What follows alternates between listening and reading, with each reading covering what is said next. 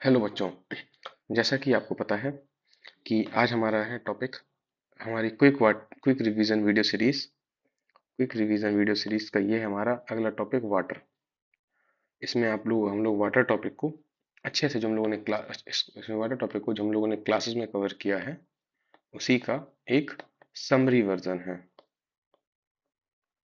Summary जिसमें आपका एक क्विक रिवीजन हो जाएगा जो जो आपने पढ़ा एक स्पीड के साथ। तो आप इस वीडियो को सिंगल वॉच करिएगा एक टाइम और ये आपको रिवीजन में हेल्प करेगा। सो विदाउट एनी डिले चलिए शुरू करते हैं सीरीज को। This is our quick revision video series topic water. Okay. So पहला टॉपिक था हमारा कि graphical representation of water distribution on earth. मतलब कि आपको एक ग्राफ का एक जैसे ग्राफ जैसे बना हुआ है, नहीं ग्राफ देखा मैंने क्लास में बनवाया था कि कैसे आपका वाटर डिस्ट्रीब्यूशन है अर्थ में। तो सबसे पहले आपको कुछ कुछ बेसिक बेसिक फैक्ट याद रखने पड़ेंगे कि जैसे आपका टोटल अर्थ है, टोटल अर्थ में आपका 71% वाटर है और रेस्ट आपका लैंड है। और ये जो टोटल वाटर है इस टोटल वाटर में से 97% जो है आपका वो है आपका सैलाइन वाटर है, मतलब समुद्र का खारा पानी। बाकी आपका 3% फ्रेश वाटर है। फिर आप इस फ्रेश वाटर को फिर आप इससे फ्रेश वाटर इसको जूम करके आप देखोगे तो इसमें फ्रेश वाटर में इस फ्रेश वाटर का भी जो 68% है वो आपका ग्लेशियर्स में है। ग्लेशियर्स में देखिए लिखा हुआ है ना। एंड बाकी का 30% आपका क्या है ग्राउंड वाटर में है, जो हम लोग जमीन के नीचे होता है हमारा पानी। और बाकी जो अदर आप मान लीजिए 1 और 2% मैंने क्योंकि अप्रोक्सीमेट वैल्यू ली है तो इसको 69 कर लीजिए, इसको 1% ले लीजिए। अदर जो आपका 1% है उसमें सरफेस वाटर भी तो है कुछ थोड़ा सा। अदर्स में चले जाइए, ठीक है अदर्स। फिर जब आप इसमें इसमें सॉरी इसमें आपका जो 0.3% जो सरफेस वाटर है इसको देखिए। इसको जूम करके अब देखते हैं सरफेस वाटर को। ठीक है। तो सरफेस वाटर जो है आपका जो आपका 0.3% सरफेस वाटर है उसमें भी आप अगर जूम करके देखेंगे तो 87%, मतलब 0.3% का 87%, समझ रहे हैं। तो वैल्यू कितनी छोटी होती जा रही होगी। तो जो आपका 87% है वो आपके लेक्स है। एंड बाकी आपका 11% आपका स्वाम्प मतलब कीचड़ है। और रिवर आपका 2% रिवर्स है। तो ऐसे करके आपका वाटर का डिस्ट्रीब्यूशन एक बार इस डायग्राम को देख लीजिएगा, ये हम लोगों ने क्लास में डिस्कस किया था। आपसे मैं बेसिकली सब सिंपली पूछ सकता है कि आप ग्राफिकल रिप्रेजेंटेशन बताइए कितना पानी जमीन में कहाँ का धरती पर कहाँ कहाँ पर है, किस किस फॉर्म में है। तो आप बता दोगे फ्रेश वाटर आपका ग्लेशियर्स में है, ग्राउंड वाटर है आपका, लेक्स है, रिवर है, स्वाम्प है। और ये सब जगहों पर फ्रेश वाटर है, बाकी सैलाइन है। ये डायग्राम बना देना, दैट्स इट। फिर आता है आपका classification of soft and hard water based on soap test. तो जब भी आपका सोप टेस्ट के बारे में पूछेगा कि सोप टेस्ट से आप बताओ, तो सोप टेस्ट का मतलब क्या है कि ये आपकी सोप है, आपने इसकी वाटर से रिएक्शन कराई, अब आपके कपड़े साफ होंगे। कपड़े साफ करना आपका मोटो है ना। तो या कुछ और चीज भी करना। तो अगर आपका झाग निकल रहा है, अगर आपका झाग निकल रहा है तो ये है आपका सॉफ्ट वाटर। और अगर आपका झाग नहीं निकल रहा तो है आपका हार्ड वाटर। यही है सोप टेस्ट। सोप टेस्ट क्या है सिंपली कि आपने पानी लिया, अब वो पानी आपका हार्ड है या सॉफ्ट आपको नहीं पता, या तो हार्ड हो सकता है तो सॉफ्ट हो सकता है। लेकिन आपने जब साबुन यूज करी उसमें उसमें झाग या फिर फ्रोथ, फोम या फ्रोथ आप बोल सकते हो, फोम निकला, झाग निकला, तो वो है आपका सॉफ्ट वाटर। अगर झाग नहीं निकलता वो है आपका हार्ड वाटर। ठीक है। तो ऐसा क्यों होता है? ऐसा इसलिए होता है क्योंकि इसको हम अभी आगे आपको समझाते हैं, ठीक है। आगे एक स्लाइड में है ये चीज। फिर आता है सॉल्ट्स कॉजिंग वाटर हार्डनेस। और ऐसे कौन कौन से सॉल्ट हैं जो आपके हार्डनेस को करते हैं। तो सिंपल लैंग्वेज में आप लिख सकते हो कैल्शियम और मैग्नीशियम के सल्फे, इसको इंग्लिश में लिखते हैं ना, सल्फेट्स, बाइकार्बोनेट्स और क्लोराइड्स, ये आप लिख सकते हो। पर मैं तो कहूँगा क्योंकि आपने इतनी चीज़ मेहनत करी है तो आप सिंपली पूरी लाइन से 6 के 6 नाम लिख दो। CaCl2, ये MgCl2, ये आपके सल्फेट क्लोराइड्स हो गए। फिर आते सल्फेट, CaSO4 और MgSO4, ये आपके सल्फेट हो गए। फिर ये आपका कैल्शियम बाइकार्बोनेट और ये आपका मैग्नीशियम बाइकार्बोनेट। ठीक है, ये आपके क्लोराइड्स हो गए, ये आपके हो गए क्लोराइड्स, ये आपके हो गए सल्फेट्स, आपके हो गए बाइकार्बोनेट्स। ठीक, तो ये जो दोनों होते हैं ना, ये बनाते हैं कि परमानेंट हार्डनेस, परमानेंट हार्डनेस। और ये जो आपका ये है बाइकार्बोनेट्स है, बनाता है टेम्परेरी हार्डनेस। अभी टेम्परेरी और परमानेंट क्या होता है? टेम्परेरी मतलब अस्थाई, और आपका परमानेंट मतलब स्थाई। तो स्थाई कठोरता और अस्थाई कठोरता क्या होती है? तो होता क्या है ना कि हम लोग क्या करते हैं, होता यह है कि जैसे आपके परमानेंट वाले हैं ये, तो इनको आप बॉयल करके दूर नहीं कर सकते। आप बॉयल करके इनको दूर नहीं कर सकते, पर इसको आप बॉयल करके दूर कर सकते हो, समझे? मतलब आप बॉयल करके आप इनको दूर कर सकते हो, किसको? टेम्परेरी हार्डनेस को। क्योंकि टेम्परेरी अस्थाई, आप बॉयल करोगे टेम्परेरी दूर जाएगा। जैसे आपने किचन में यूज कभी किया होगा, आपने पानी लिया होगा फॉर एग्जाम्पल किचन में, उस किचन में आपने पानी को अपने बर्तन पे रख के बॉयल किया, तो आप थोड़ी देर बाद देखते होगे कि बर्तन में कुछ सफेद सफेद जमा हो जाता है, नीचे की तरफ बैठ जाता है, डिपॉजिट हो जाता है कुछ कुछ। तो वो होता है क्योंकि जो कि टेम्परेरी हार्डनेस है, आपने उस पानी को बॉयल करके दूर कर दिया है। अब जो आपका पानी है ना, कि उसमें थोड़ा सा हार्डनेस जो उसकी थोड़ा सा कम हो गई है, क्योंकि उसमें हो सकता है परमानेंट भी रही हो, टेम्परेरी भी रही हो, दोनों रही हो, हमें नहीं पता। बट जितनी भी टेम्परेरी रही होगी वो दूर हो गई होगी। तो इससे क्या होगा कि आपका पानी जो है थोड़ा ज़्यादा झाग देगा। तो गर्म पानी में कपड़े अपने अक्सर देखा हो ज़्यादा साफ होते हैं, ज़्यादा साफ इसलिए होते हैं क्योंकि उसमें हार्डनेस की कम हो जाती है, तो साबुन के साथ बढ़िया से रिएक्शन करेंगे और झाग देंगे। और परमानेंट के केस में क्या होता है, आप बॉयल करके इनको दूर कर ही नहीं सकते। इसको दूर करने के अलग मेथड्स होते हैं जो भी हम आगे देखेंगे। इसको दूर करने के आपके अलग मेथड होते हैं जिसको हम भी आगे देखेंगे। फिर आपका आता है अगला topic, harmful effects of hard water. Harmful effects आपको पता है क्या हो सकता है? हम लोगों ने क्लास में भी डिस्कस किया था कि जो आपकी क्लॉथ इंडस्ट्री है, जो वॉशिंग इंडस्ट्री है, वॉशिंग, क्लॉथ वॉशिंग, तो क्लॉथ में क्या होगा? साबुन ज़्यादा खर्च होगा, साबुन ज़्यादा खर्च होगा, ठीक है, ज़्यादा खर्च होगा तो खर्च बढ़ेगा। तो अगर आपकी जो आपकी साफ सफाई वाले होते हैं, जो ड्राई क्लीन वाले होते जो जो आपकी जो वॉशिंग वाली इंडस्ट्री होती है, उद्योग आपके हमेशा खर्च ज़्यादा होगा उनमें पैसा। आपका जो कपड़ा उद्योग हो गया, कागज उद्योग हो गया, कागज में आपके बहुत सारे अगर आयंस होंगे तो वो ज़्यादा स्मूथ हो जाएगा, तो इंक उसमें चिपकेगी नहीं। ये आपकी बुक में लिखा हुआ है, बस एक बार ब्रीफ समरी ले लीजिएगा, ठीक है। फोटोग्राफी इंडस्ट्री, अब तो खैर फोटोग्राफी इस तरह से नहीं होती। पहले के टाइम पे जब वो आपकी सिल्वर और आयोडाइड एंड काफ़ी कुछ कुछ जो केमिकल सोडियम थायोसल्फेट जो हम यूज़ करते थे, जब हम सोडियम थायोसल्फेट यूज़ करते थे, तो फोटोग्राफी इंडस्ट्री में क्या होता था कि सिल्वर की वजह से कुछ कुछ फोटोज, जैसे पानी की वजह से, हार्ड वाटर की वजह से, तो जो सिल्वर जो कलर्स होते थे फोटो के, उनमें चेंज आ जाता था। हम लोगों ने काफी डिस्कस किया था ना, जैसे पुरानी कोई फोटो होगी तो उसमें कुछ कुछ कलर्स आ गए होंगे, वैसा। चीनी जो है आपकी, चीनी में अगर आप हार्ड वाटर यूज करोगे तो ब्राउन कलर की और भुरभुरी हो जाएगी, ब्राउन और भुरभुरी। ठीक है, इसके अलावा आपका बॉयलर, जो बॉयलर होता है ना, पानी का बॉयलर, तो उसमें अगर आपने हार्ड वाटर यूज किया तो उसमें पपड़ी जम जाएगी, जंग लग जाएगी, और वो डैमेज कर देगा बॉयलर को। ठीक है, त्वचा आपकी रूखी कर देगा, स्क्रैच पड़ जाएंगे हार्ड वाटर से आपके, ठीक है।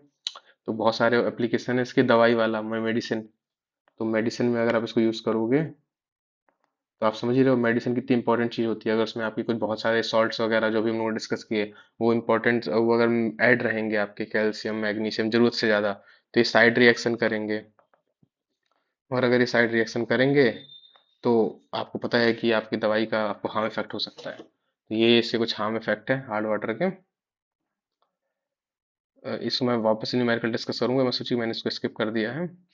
पहले हम लोग इस चीज को देख लेते हैं कि इस चीज को देख लेते हैं पहले, causes of poor lathering of soap in hard water. इसको पहले आप समझते हैं अच्छे से।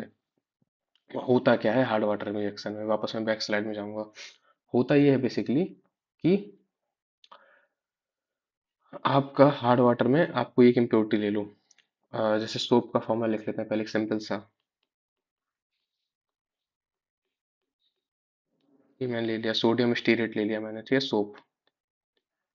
अब इसकी रिएक्शन में करा रहा हूँ, मान लीजिए MgCl2 से करा देता हूँ, ठीक है। MgCl2 की हार्डनेस मैंने ले ली। तो रिएक्शन में देखो क्या बनेगा, Na C17H35 C O O का ट्वाइस, इसको दो ले लेते हैं हम लोग, और ये आपका Mg प्लस 2NaCl। अब देखो होता क्या था, ये आपका पानी के अंदर मौजूद था, ये हार्डनेस थी ना, ये पानी के अंदर मौजूद थी। आपने सोप इसके अंदर डाली। अब क्या हुआ कि आपकी जो सोप है, इस सोप को कायदे से रिएक्शन करना चाहिए था आपकी गंदगी से। कैसे करना चाहिए था, ऐसे करना चाहिए था। देखो ये डायग्राम बना हुआ है यहाँ पे आपका, ऐसे। ये देखो जहाँ पे गौर से देखो, आपको ऑयल है, ये पीला पीला बीच में ऑयल के ड्रॉप है, पसीना या कुछ भी चीजें जो आपकी इम्प्योरिटीज है वो। और ये जो आपका सोप का ये मॉलिक्यूल है आपका, ये देखो ये सोप। तो ये जो सोप का ये जो मॉलिक्यूल होता है, यही तो है आपका C17H35 COO Na। तो आपका ये जो आयन वाला हिस्सा है, ये ये आपका हिस्सा, ये वाला है, ये आपका होता है हाइड्रोफिलिक, मतलब जल स्नेही। और ये जो पूछ वाला हिस्सा है C17 है ना, ये तो पूछ ही तो है, ऐसे ऐसे ऐसे लाइन 17 आकार बने, 1 2 3 4 5 6 7 8 9 10 11 12 13 14 15 16 17 ऐसे, फिर ऐसे। तो ये जो पूछ वाला हिस्सा है, ये होता है जल विरोधी या फिर हाइड्रोफोबिक, मतलब जल से दूर भागेगा, ठीक। अब जैसे जो आपकी ऑयल की गंदगी है, मान लीजिए जैसे ऑयल की गंदगी है आपकी, ये ऑयल मैंने लगा दिया ब्लू कलर का। तो इसमें जो साबुन का ये ऑयल जो होता है, ऑयल इस तरफ वाले हिस्से में रहता है, क्योंकि पानी आपको पता है जल हाइड्रोफोबिक है, सॉरी, जो ऑयल होता है आपका हाइड्रोफोबिक होता है। वो तेल पानी में तैरता रहता है ना, मिक्स नहीं होता अच्छे से। तो जो तेल का जो पूछ, ये जो साबुन का पूछ वाला हिस्सा है, ये तेल के पास में रहेगा, ऐसे ऐसे ऐसे ऐसे ऐसे, जैसे ये डायग्राम बना है वैसे ही। इसको हम लोग बोलते हैं मिसेल। अब ये मिसेल क्या होता है कि जैसे जैसे करते करते आपका ये ऐसे ऐसे ऐसे ऐसे बन जाता है। अब इसके बाद क्या होगा कि जो आपको ऑयल है, जब पानी में जब झाग निकालते हो, तो झाग के साथ साथ ये पूरा का पूरा जो मॉलिक्यूल है आपका, ये ब्लैक कलर से मैंने कवर कर दिया, पूरा ब्लैक मॉलिक्यूल, पूरा जो मिसेल है, ये बाहर हो जाता है, वॉश आउट हो जाता है। और आपकी जो कपड़े हैं वो साफ हो जाते हैं, कपड़े क्लीन हो जाते हैं आपके। यही है आपके साबुन की प्रोसेस। तो जब आपकी जो साबुन होगी C17H35 COO Na, जब ये इस फॉर्म में रहेगी, मतलब ये इस तरह CO- और Na फॉर्म में, तब उस केस में आपकी गंदगी साफ होगी, ठीक है। बट यहाँ पे क्या होता है, इधर देखिए आप, यहाँ पे क्या होता है, क्योंकि जो साबुन थी आपकी, उसको कपड़े साफ करने चाहिए थे, पर क्योंकि आपके कपड़े साफ होते हैं, लेकिन आपके बर्तन में क्या है, आपके वेसल में क्या, बाल्टी में क्या पानी है, उस पानी में MgCl2 है या CaSO4 है, कुछ भी आप ले लो, मैंने MgCl2 ले लिया, ठीक है। तो अब क्या हो रहा है कि साबुन जो है इससे रिएक्शन कर रही है MgCl2 से, इसको इसको कायदे से रिएक्शन करनी चाहिए थी, जो गंदगी है, जो तेल वगैरह के निशान है, स्पॉट्स है, वहां रिएक्शन करनी चाहिए थी, कपड़े साफ होते। लेकिन आपकी साबुन खर्च कहाँ हो रही है, यहाँ पर। तो रिएक्शन क्या हो रही है, C17H35 COO Na MgCl2, तो C17H35 COO Mg plus NaCl। देखिए NaCl यहाँ से उठा दिया, और इतने को पकड़ के मैंने रखा और Mg लगा दिया, ठीक है, सिंपल। ध्यान से देखिए, ये C17H35 COO Na यहाँ से कट किया, और यहाँ से Mg कट किया, दोनों को मिला के यहाँ से लिख दिया ऐसे, और यहाँ पे लगा दिया NaCl। अब आप देखो कि अब जो है ये आपका बन गया, ठीक है, ये आपका बर्तन में ये अब देखिए जो साबुन है, इसको रिएक्शन करनी चाहिए थी आपकी पानी की इम्प्योरिटीज से, और अब तेल वगैरह वसा से, लेकिन ये यहाँ पे खर्च हो जा रही है MgCl2 में। धीरे धीरे क्या होगा, आपकी साबुन जो है कंज्यूम होती जाएगी, लेकिन झाग नहीं बनेगा, कपड़े साफ नहीं होंगे, कपड़े साफ नहीं होंगे, ठीक। क्यों नहीं साफ होंगे, क्योंकि ये आपका जो आपकी हार्डनेस है, ये लिखा है ना, cause of poor lathering of soap in hard water, मतलब ऐसा क्या कारण है कि हार्ड वाटर में साबुन जो है झाग नहीं देता।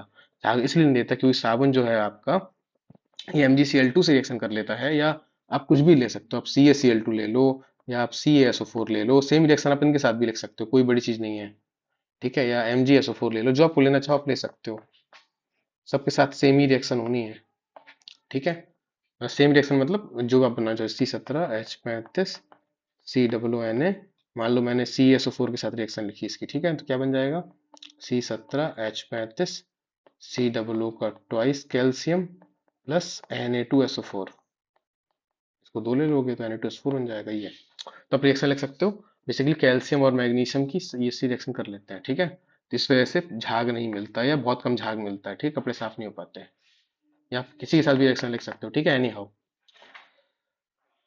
अब तो इससे क्या पता चलता है, लेकिन जो ही जो आपका जो जो आप वही अगर आपका क्या कहते हैं C17H35 COO Na होता और यहाँ पे एक भी इम्प्योरिटी नहीं होती, डायरेक्टली ऑयल से रिएक्शन करता, तो फिर आप मिसेल बना दो, ऐसे ऐसे ऐसे ऐसे मिसेल बना के इसको वॉश आउट कर दो, कपड़े साफ हो जाएंगे, झाग बन जाएगा ऐसे, क्योंकि यहाँ पानी आपका सॉफ्ट वाटर है, हार्ड वाटर नहीं है। आई होप ये कॉन्सेप्ट आपका क्लियर हो गया होगा। तो ये हो गया, ये भी डन, ये भी डन। अब आते हैं यूनिट्स ऑफ हार्डनेस पे, and simple numerical on water hardness. ये सिंपल आपके सिलेबस में लिखा, सिंपल ही आएगा, मान चल रहा हूँ मैं। तो इसके 4 यूनिट होते हैं, पहला ppm, दूसरा मिलीग्राम पर लीटर, तीसरा डिग्री क्लार्क, चौथा degree French. ppm parts per million, milligram per litre, degree Clark, degree French. ppm का मतलब क्या होता है, पार्ट्स पर मिलियन, मतलब कि 1 मिलियन के पार्ट्स, तो 1 मिलियन में 10 की पावर 6 होता है, 10 की पावर 6, 10 लाख, ठीक है। तो अगर एक यहाँ पे 1 लिख दिया तो ये 1 ppm है इसकी वैल्यू। वही मान लो मैं लिख दूं 150/10⁶, तो इसकी वैल्यू जाएगी 150 ppm। समझ रहे हैं आप, कि मतलब बोलने का मतलब यह है कि 10 की पावर 6, 10 की पावर 6 में कितने पार्ट हैं आपकी हार्डनेस के, मतलब कितनी पार्ट हैं आपके सॉल्ट जो घुले हुए हैं, वही आपका डिसाइड कर रहा है ppm। ठीक है, और सेम चीज जब आप क्लार्क डिग्री में करोगे, डिग्री क्लार्क क्लार्क डिग्री में 1/70,000 है, 70,000। मतलब कि मान लो आपसे कहा गया कि आपके 250/70,000 है, इसका मतलब है आपके कि 250 यूनिट्स हैं आपके किसके, 250 आपके यूनिट्स, 250 आपके डिग्री क्लार्क हैं, डिग्री क्लार्क। सेम चीज डिग्री फ्रेंच के साथ है, 1/10⁵। मान लो मैंने लिख दिया यहाँ पे 73/10⁵, तो इसकी वैल्यू हो जाएगी आपकी 73 डिग्री फ्रेंच। ठीक है, बेसिकली 10 की पावर 5 है, 1 लाख में आपके कितने हिस्से हैं जो आपके सॉल्ट के, CaSO4 MgSO4 बहुत सारे हैं, इनका भी हम आगे इक्विवेलेंट करेंगे CaCO3 के। ठीक है, मतलब इसका मतलब ये है कि इसमें कितने सॉल्ट हैं आपके जो CaCO3 के इक्विवेलेंट हैं, और 10⁵ इसका बेस है, तो वो आपका डिग्री फ्रेंच होगा, आपको उनको याद रखना ही पड़ेगा बेसिक यूनिट्स को। ठीक है, ये कुछ कुछ मैंने आपको कन्वर्जन यहाँ दिखाए हैं, 1 ppm = 1 मिलीग्राम पर लीटर, इतने डिग्री फ्रेंच, इतने डिग्री क्लार्क, तो आप इसको चाहो तो याद कर लो। क्यों, क्योंकि ये कन्वर्जन के लिए आ सकता है,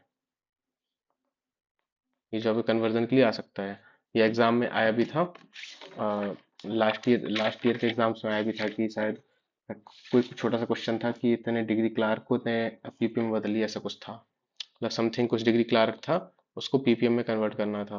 तो आप इस फॉर्मूले से कन्वर्ट कर सकते हो, जैसे आपका 1 ppm है, ये भी 1 ppm है, तो आपको मैंने दे दिया है, आप इसे कन्वर्ट कर सकते हो। ठीक है, जैसे 1 ppm इतने क्लार्क डिग्री है, या अगर आपसे बोला जाए 1 डिग्री क्लार्क कितना हो जाएगा, ये हो जाएगा 1/0.07 ppm। आपको जितना बोला जाए 50 100 500 इतने से करके सॉल्व कर दो यहाँ पे। 50 डिग्री क्लार्क मान लो बोला आपसे, तो 50 डिग्री क्लार्क कितना हो जाएगा, 50/0.07, जितना आंसर है सॉल्व करके, that is your answer in ppm। अब इस तरफ कन्वर्ट कर सकते हो। ओके, तो आइए आगे बढ़ते हैं। जैसे आपका एक सिंपल न्यूमेरिकल पूछा है आपसे, CaSO4 का 204 मिलीग्राम पर लीटर है, तो इसको ppm में कन्वर्ट करो। अब आप यहाँ देखोगे कि देखो सर यहाँ तो ppm = milligram per litre direct लिखा है, तो मैं इसको सीधा लिख देता हूँ 204 ppm, या लिख देती हूँ, तो यह गलत हो जाएगा। क्यों, क्योंकि आपको याद होगा मैंने इक्विवेलेंट का कॉन्सेप्ट आपको बताया था, इक्विवेलेंट ऑफ कॉन्सेप्ट मतलब CaCO3 का। क्यों, क्योंकि CaCO3 का मॉलिक्यूलर वेट 100 होता है, 100 ग्राम पर मोल होता है। ठीक है, ये मॉलिक्यूलर मास होता है ना, Ca का 40, कार्बन का 12, O 48, तो इसको सबको ऐड करोगे तो आपका हो जाएगा कितना, 100 हो जाएगा। ठीक, इस वजह से हम CaCO3 को लेते हैं इक्विवेलेंट। इक्विवेलेंट का मतलब क्या है कि आपको, CaCO3 का मतलब क्या है कि आपको क्या करना है कि जो CaCOSO4 है उसको आपको CaCO3 के इक्विवेलेंट करना है कि CaCO3 कितने के बराबर है ये। तो हम जितनी भी आपकी सॉल्ट्स की इम्प्योरिटीज होती हैं, CaSO4, MgSO4, CaCl2, इन सबको हम क्या करते हैं, हम CaCO3 के इक्विवेलेंट करते हैं। ऐसा क्यों करते हैं, ताकि हमारे कैलकुलेशन रेफरेंस में आसानी रहे और हमें एक रेफरेंस लेना होता है जो कॉमन हो। क्योंकि हम ऐसे हार्डनेस सबकी निकाल नहीं सकते ना, अलग अलग 6 सॉल्ट है सबकी अलग अलग हार्डनेस निकालेंगे नहीं। हम सबको CaCO3 के कन्वर्ट कर देंगे और फिर सबको टोटल कर लेंगे। अगर आपको याद आ रहा होगा, मैंने क्लास में एग्जाम्पल दिया था कि इसकी 2 रोटी इसके 5 के बराबर है, इसकी 3 रोटी इसकी 10 के बराबर है। ऐसे करते करते हम एक रेफरेंस बना लेंगे। और जो जो एक्चुअल वैल्यू है आपकी, क्या कहते हैं, रेफरेंस इन द सेंस समझो कि जैसे सबका मॉलिक्यूलर मास अलग अलग है। अभी आगे वाले केस में आप देखोगे कि CaCO3 का मास अलग है, MgSO4 का मास अलग है, CaCl2 का मास अलग है। तो इन सबके जो मॉलिक्यूलर मास है, जो मॉलिक्यूलर वेट है, वो सबके अलग अलग है, छः के छः के। जब ये अलग अलग हैं तो इनको हमें एक रेफरेंस लेना पड़ता है, कॉमन रेफरेंस। और ये कॉमन जो रेफरेंस होता है ये CaCO3 है। तो अब हम क्या करेंगे, हम CaCO3 के रिस्पेक्ट में और टोटल बताएंगे कितनी हार्डनेस है। इसको फिर से आप एग्जांपल समझ लो कि जैसे मान लो फॉर एग्जांपल लेट्स सपोज कि मैंने आपको अपनी शादी, अपनी पार्टी में इनवाइट किया। और उस पार्टी में क्या है कि मुझे आपके लिए खाना बनाना है, कुकिंग करनी है। तो मैं मान के चलूंगा, मैं आपसे पूछूंगा कि जैसे मान लो आपका कितनी रोटी कंज्यूम करोगे, आप कितनी रोटी कंज्यूम करोगे, ऐसा ऐसा। तो सबके लिए सबकी रोटियों का साइज एंड नंबर ऑफ रोटी सबकी अलग अलग होती हैं, घर में सब लोग अलग ज़्यादा कम ज़्यादा खाते हैं। तो मैं सच पूछूंगा ना कि तुम्हारी 2 रोटी इज इक्वल टू मेरी 3 रोटी, या मेरी 1 रोटी, फिर तुम्हारी 5 रोटी इक्वल टू मेरी 2 रोटी। ऐसे करते करते सबको मैं कन्वर्ट करूंगा ना अपने रेफरेंस में। तो जितने मान लो 5 लोगों को मैंने बोला, सबसे पूछूंगा सबसे कर करके कि अच्छा तुम 2 रोटी खाओगे, तुम्हारी 2 रोटी मतलब मेरी 3 रोटी के बराबर, तुम्हारी 2 रोटी मतलब मेरी, तुम्हारी 5 रोटी मतलब मेरी 6 रोटी के बराबर। ऐसे करके मैं रेफरेंस बनाऊंगा और फिर खुद से अपनी सारी रोटीज बना लूंगा। तुम सबने क्या किया, अपनी रोटीज को मेरे में कन्वर्ट किया ना रेफरेंस के तौर पे। ठीक है, तो ऐसे ही है CaSO4, CaCl2, MgCl2, या और भी बहुत सारे समझ लो जितने भी सॉल्ट हैं आपके, उन सबके मॉलिक्यूलर मास अलग अलग होते हैं। तो उन सबको हम क्या करते हैं, रेफरेंस लेके कन्वर्ट करते हैं। जैसे यहाँ पे CaSO4 है आपका, ठीक है। तो आपको क्या करना है, इस तरह के सवालों को सॉल्व करने की पहले आप ऐसे लिख लो। ठीक है, ऐसे बीच में तीर का निशान बना लो, या नहीं बना तो मत बनाओ। यहाँ लिख लो CaCO3। इसका मॉलिक्यूलर मास पहले निकाल लो कितना होता है। इसका 40, इसका 32, इसका 64। If I am not wrong, I am right ना। ठीक है, इसका तो 100 होता ही है, तो इसका 136 हो गया आपका। ठीक है, 136, CaSO4 136, CaCO3 आपका 100 है। तो आप ऐसे लिखो कि 136 milligram of CaSO4 creates hardness, मतलब 163 ग्राम CaSO4 कठोरता पैदा करता है। हिंदी में लिख देता हूँ मैं, कठोरता उत्पन्न करता है, is equivalent to 100 milligram of CaCO3 के। मतलब कहने का मतलब ये है कि 136 मिलीग्राम, मतलब मिलीग्राम क्यों लिया मैंने, क्योंकि जैसे मतलब इसको हटा देता हूँ यहाँ से, पहले गायब कर देता हूँ, छोड़िए अच्छा नहीं लग रहा। तो जैसे मेरे कहने का मतलब ये है कि अगर मैंने इसका मॉलिक्यूलर मास ले लिया है 136 ग्राम, तो यहाँ पे इसका ले लिया है 100 मिलीग्राम, जो मिलीग्राम मिलीग्राम बराबर करते हैं दोनों को। ठीक है, अब यहाँ मिलीग्राम पर लीटर है तो आप इसको ऐसे लिख दो, 136 milligram per litre is equivalent to 100 milligram per litre. क्योंकि ये आपका क्या है, 136 है।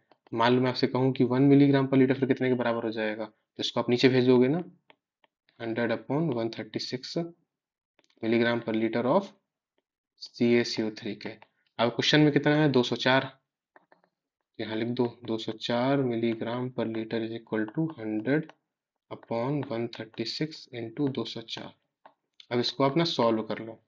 ठीक है, जब इसको सॉल्व करोगे तो you will get your answer. For example 6 3 9 1 10, चार चार से करें क्या इसको। ठीक है, 4 3 12, 4 4 16, 4 5 20, 4 1 4। फिर और कट रहा है क्या इससे, इसी से। ये आपका 50/100 डिवाइडेड बाई 34, 150 आ रहा है आपका। 17 दूनी 34, 17 3 51 हो तो गया ये आपका। ठीक है, और 50, 150। तो ये आपका जो 150 ppm है, दैट इज योर आंसर। क्यों? क्योंकि ये जो है आपका CaCO3 के रेफरेंस में है, ठीक है। तो जब भी आपको हार्डनेस लिखोगे, आपको CaCO3 के रेफरेंस में आपको लेना पड़ेगा। आई होप आपका क्लियर होगा, आप इस वीडियो को दोबारा देख लेना। फिर अगला क्वेश्चन है आपका, कि एक थोड़ा बड़ा क्वेश्चन है ये। तो इसमें देखो आप, इसमें क्या है, पहला सॉल्ट आपका CaCO3, दूसरा MgSO4, तीसरा CaCl2। आपको क्या करना है, सेम वही कॉन्सेप्ट यूज करना है।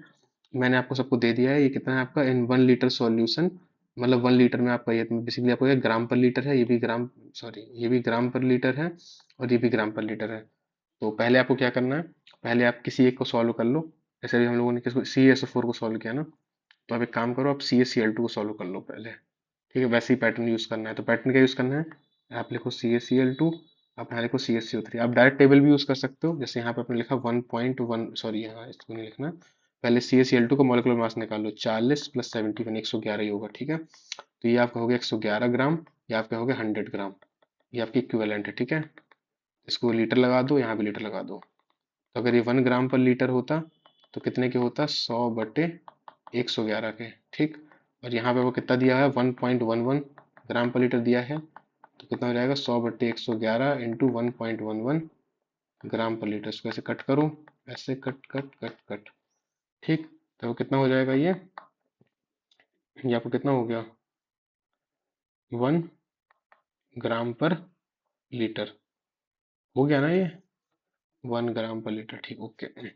तो क्योंकि देखो आपको पीपीएम में कन्वर्ट करना है ना, तो पीपीएम में कन्वर्ट करने के लिए आपको मिलीग्राम पर लीटर ही लेना होगा। तो ये 1 मिली कितना हो जाएगा, 1000 हो जाएगा, इतनी हो जाएगा, 1000 मिलीग्राम पर लीटर। क्योंकि एक ग्राम में कितने मिलीग्राम होते हैं, 1 ग्राम में आपके 1000 मिलीग्राम होते हैं कि नहीं होते हैं। तो जो आपका 1 ग्राम पर लीटर है, 1000 मिलीग्राम पर लीटर हो जाएगा। तो यहाँ भी जो आपकी हार्डनेस हो जाएगी 1000 ppm, ठीक। फिर इस तरह इसकी निकालो और इसकी निकालो, ठीक है। इस तरह करते करते आप इन सब की निकालो। तो आप सॉल्व करोगे तो आपकी कुछ वैल्यू आएंगी। जैसे फॉर एग्जांपल के लिए इसको आप सॉल्व करो, तब तक मैं इसका आंसर देख के बताता हूँ आपको। कि पहला आपके पहले के केस में आपका आएगा, इसका पहला आएगा आपका 0. ये आपका आएगा 0.5, इसका आएगा तो 5 को 1000 से मल्टीप्लाई, मतलब 0.5 ग्राम आएगा बेसिकली ये। 0.5 ग्राम पर लीटर, इसको जब पीपीएम में कन्वर्ट करोगे, 1000 से मल्टीप्लाई करोगे मिलीग्राम पर लीटर में, तो जाएगा आपका 500 ppm, ठीक है। और ये 0.12 ग्राम जो वाला है, ये आपका देगा कितना, 0.1 ग्राम पर लीटर। ये हो जाएगा आपका 100 ppm, ठीक। तो बेसिकली ये ये और ये तीन वैल्यूज आपकी आ गई, ठीक है। तो अगर आपसे पूछा जाएगा पीपीएम, तो पीपीएम हमने कन्वर्ट कर दिया तीनों को, ठीक है। फिर आपसे टेम्परेरी हार्डनेस पूछी जाएगी। तो टेम्परेरी कौन सा करता है, कैल्शियम का बाइकार्बोनेट करता है टेम्परेरी। तो टेम्परेरी हार्डनेस अभी कितनी हो जाएगी, ये आपकी हो जाएगी टेम्परेरी हार्डनेस 500 ppm, ठीक। फिर आपसे पूछा जाएगा परमानेंट। तो परमानेंट में आपके सल्फेट्स और क्लोराइड दोनों होते हैं, तो दोनों को ऐड कर दो। तो ये 100 + 1000, तो कितना हो जाएगा, 1100। तो 1100 ppm की हो जाएगी क्या, परमानेंट हार्डनेस। और टोटल हार्डनेस कितनी हो जाएगी, तीनों को ऐड कर दो, तो 11 + 5 1600 हो जाएगी। तो 1600 ppm आपकी हो जाएगी टोटल हार्डनेस। Got it.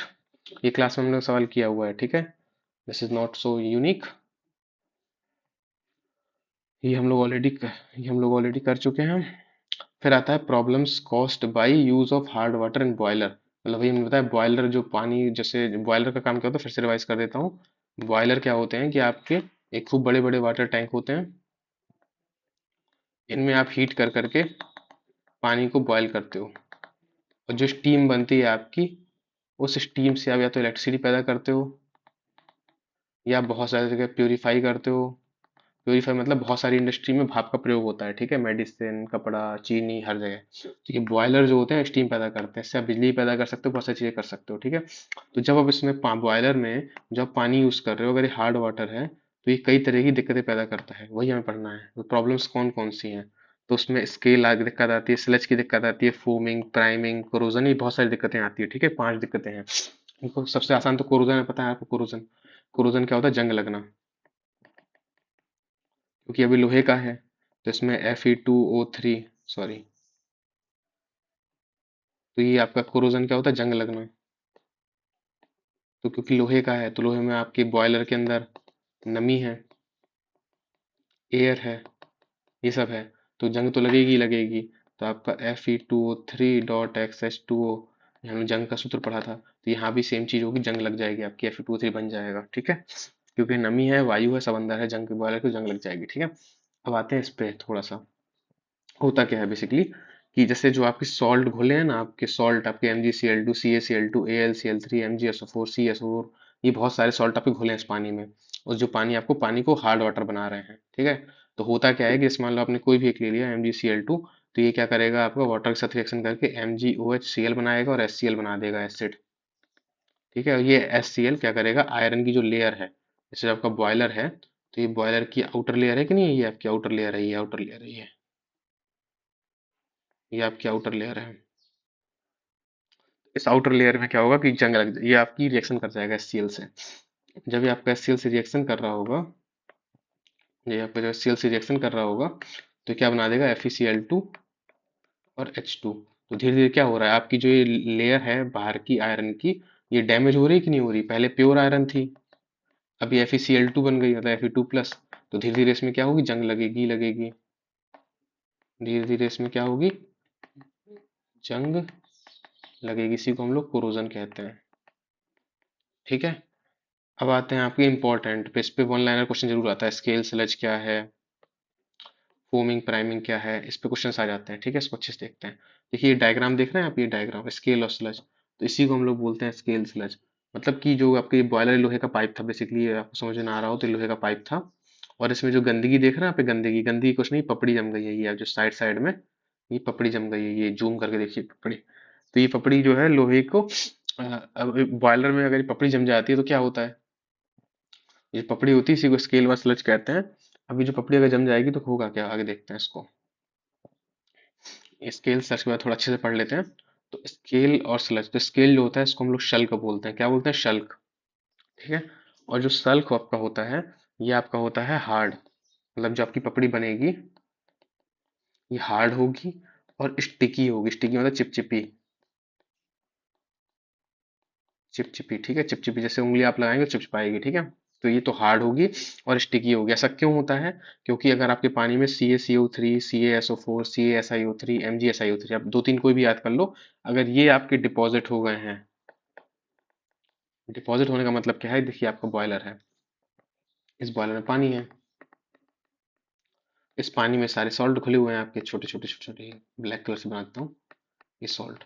तो जैसे जैसे आप इसको बॉयल करोगे, आप इसको बॉयल करोगे, हीट प्रोवाइड करोगे, तो होगा क्या कि इनकी सॉल्ट, पानी उतरता जाएगा आपका, ठीक है, पानी आपका उड़ जाएगा, लेकिन जो आपके सॉल्ट हैं ब्लैक ब्लैक, ये यहाँ यहाँ पे पपड़ी बना लेंगे, ऐसे ऐसे ऐसे ऐसे ऐसे। तो इसी पपड़ी को हम लोग स्केल या सलज कहते हैं। अभी जो पपड़ी है, अभी पपड़ी अगर आपकी हार्ड होगी, कठोर पपड़ी होगी और चिपचिपी होगी, तो इसको हम लोग स्केल या फिर सल्क बोलेंगे। ये आपकी तब बनती है जब आपके पानी में CaCO3 या जो चिपका हुआ हो, ये जो पपड़ी बनी है, जब ये CaCO3 की हो या CaSO4 की हो या CaSiO3 की हो, इन सब की हो, तब आपकी पपड़ी कठोर बनेगी, बहुत हार्ड बनेगी और चिपचिपी बनेगी। वहीं पे अगर मान लीजिए आपके पानी में जो पपड़ी बनी है उसमें MgCO3 है, Na2CO3 है, MgOH का होल ट्वाइस है, देखे ना, केमिकल चेंज हो गया, अभी ये था, अभी ये है। अगर इस चीज की पपड़ी बनी है, तो ऐसी जो पपड़ी बनी होगी ये सॉफ्ट होगी, ये जो पपड़ी आपकी बनी हुई है ना, ये सॉफ्ट सॉफ्ट पपड़ी होगी, और ये नॉन स्टिकी होगी, मतलब चिपकने ना चिपकने वाली, ना चिपकने वाली। तो ये जो पपड़ी होगी ये सॉफ्ट होगी, इसको हम लोग स्लज बोलते हैं या अवपंक बोलते हैं। एग्जाम में आता है अवपंक और शल पे टिप्पणी लिखिए, 2 नंबर में, 3 नंबर में, ऐसा आ जाता है, ठीक है। डिफरेंस करिए दोनों में, तो डिफरेंस भी आपको याद रखना होगा। तो ये क्या होगा, पपड़ी बन जाएगी, तो ठीक है, आपको आई होप ये क्लियर होगा कि पपड़ी बनेगी, पपड़ी दोनों में कॉमन है, लेकिन पपड़ी अगर कठोर बनेगी तो इसको स्केल बोलेंगे, और स्टिकी बनेगी तो इसे कठोर बोलेंगे। ये क्यों बनती है, CaCO3 इनकी वजह से। और स्लज, इसको स्लज मतलब सॉफ्ट पपड़ी बनेगी और नॉन स्टिकी बनेगी, ठीक है। अब आते हैं हार्म्स पे। अब बॉयलर में अगर पपड़ी जम गई तो इसे हार्म्स क्या होगा, पहला हार्म्स क्या होगा, देखो, ये आगे आपका बॉयलर ही तो है ना, ये चलिए ठीक है, बॉयलर बना हुआ है, ठीक है। ये बॉयलर है आपका, ठीक, ये आपका बॉयलर है, ठीक। इस बॉयलर को आप क्या कर रहे हो, आप इसको हीट कर रहे हो, इसे ऐसे ऐसे आप हीट कर रहे हो। तो होगा क्या कि पहली बात, कि जब अगर अंदर अंदर लेयर जम चुकी है, ये अंदर अगर इसकी पपड़ी जम चुकी है, ब्लैक कलर यूज कर लेता हूँ। देखो अगर आप ये अंदर आपकी पपड़ी जम गई है, ठीक, पपड़ी, तो अब क्या होगा कि हीट जो है आपकी, जल्दी हीट जो है आपकी, लेयर बन गई है, तो आपको अच्छे से हीट पहुंच नहीं पाएगी अंदर पानी तक, तो आपका हीट का लॉस होगा। क्यों? क्योंकि पहले आपको जितना तेल या कोयला इस्तेमाल करना पड़ता जलाने के लिए, फ्यूल इस्तेमाल करना पड़ता, अब आप ज़्यादा यूज़ करोगे, मच हाई। अब आपका जो फ्यूल ज़्यादा लगेगा तो आपका यहाँ पे मनी भी ज़्यादा खर्च होगा। ठीक।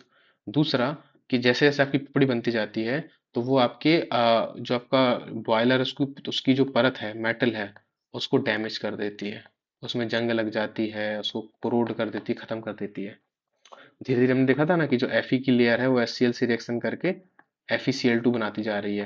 तो जो आपकी बाहर की जो लेयर है बॉयलर की, कमजोर होती जा रही है ना, तो जब ये कमजोर होती जाएगी तो क्या होगा, उसमें स्क्रैच पड़ेंगे, उसमें दरारें उत्पन्न होंगी। आप इसी पाइप को देख लीजिए, पाइप कितने दिन तक टिकेगा? अगर ये बहुत लंबे समय तक उसे यूज करते रहे बिना रखरखाव के, तो ये पाइप आपका नष्ट होता जाएगा ना, ये डैमेज होता जाएगा पाइप या बॉयलर जो है आपका। तो एक टाइम ऐसा आएगा कि ये ब्लास्ट हो सकता है। अचानक से हाई प्रेशर में आपने इसे स्टीम दी और इसके फटने की संभावना अधिक होती है, फटने की संभावना, बॉयलर का फटना। तो ये इसके नुकसान है पपड़ी जमने के। पपड़ी जमेगी तो एक तो इफेक्टिव हीट नहीं पहुंच पाएगी, और हीट जितनी पहुंचेगी उतनी नहीं पहुंचेगी, कम पहुंचेगी। तो ये इसके नुकसान है। तो आई होप आपको क्लियर होगा। फिर है आपका अगला टर्म, कास्टिक एम्ब्रिटलमेंट। कास्टिक प्रभाव, ये क्या होता है समझ लेते हैं इसको। कास्टिक प्रभाव क्या है? तो कास्टिक प्रभाव क्या होता है कि जैसे पानी जो बॉयलर है, तो इस बॉयलर में अगर आप चाहते हो कि आपका, अच्छा आपका भी रह गया है ना ये फोमिंग तथा प्राइमिंग, इसको पहले पढ़ लेते हैं। पहले कास्टिक एम्ब्रिटलमेंट को देख लेते हैं, शुरू कर दिया तो कास्टिक प्रभाव क्या होता है कि जैसे मान लो आपका ये बॉयलर है, इस बॉयलर में पानी है, ठीक। इस पानी में अगर ये पानी हार्ड होगा तो इसके बहुत सारे नुकसान हैं, हम लोगों ने अभी पढ़ लिया, बॉयलर फट सकता है, फ्यूल लॉस होगा, एनर्जी लॉस होगा, दरारें उत्पन्न होंगी, सब कुछ होगा। तो आप क्या चाहोगे कि आप जो पानी यूज कर रहे हो वो सॉफ्ट हो,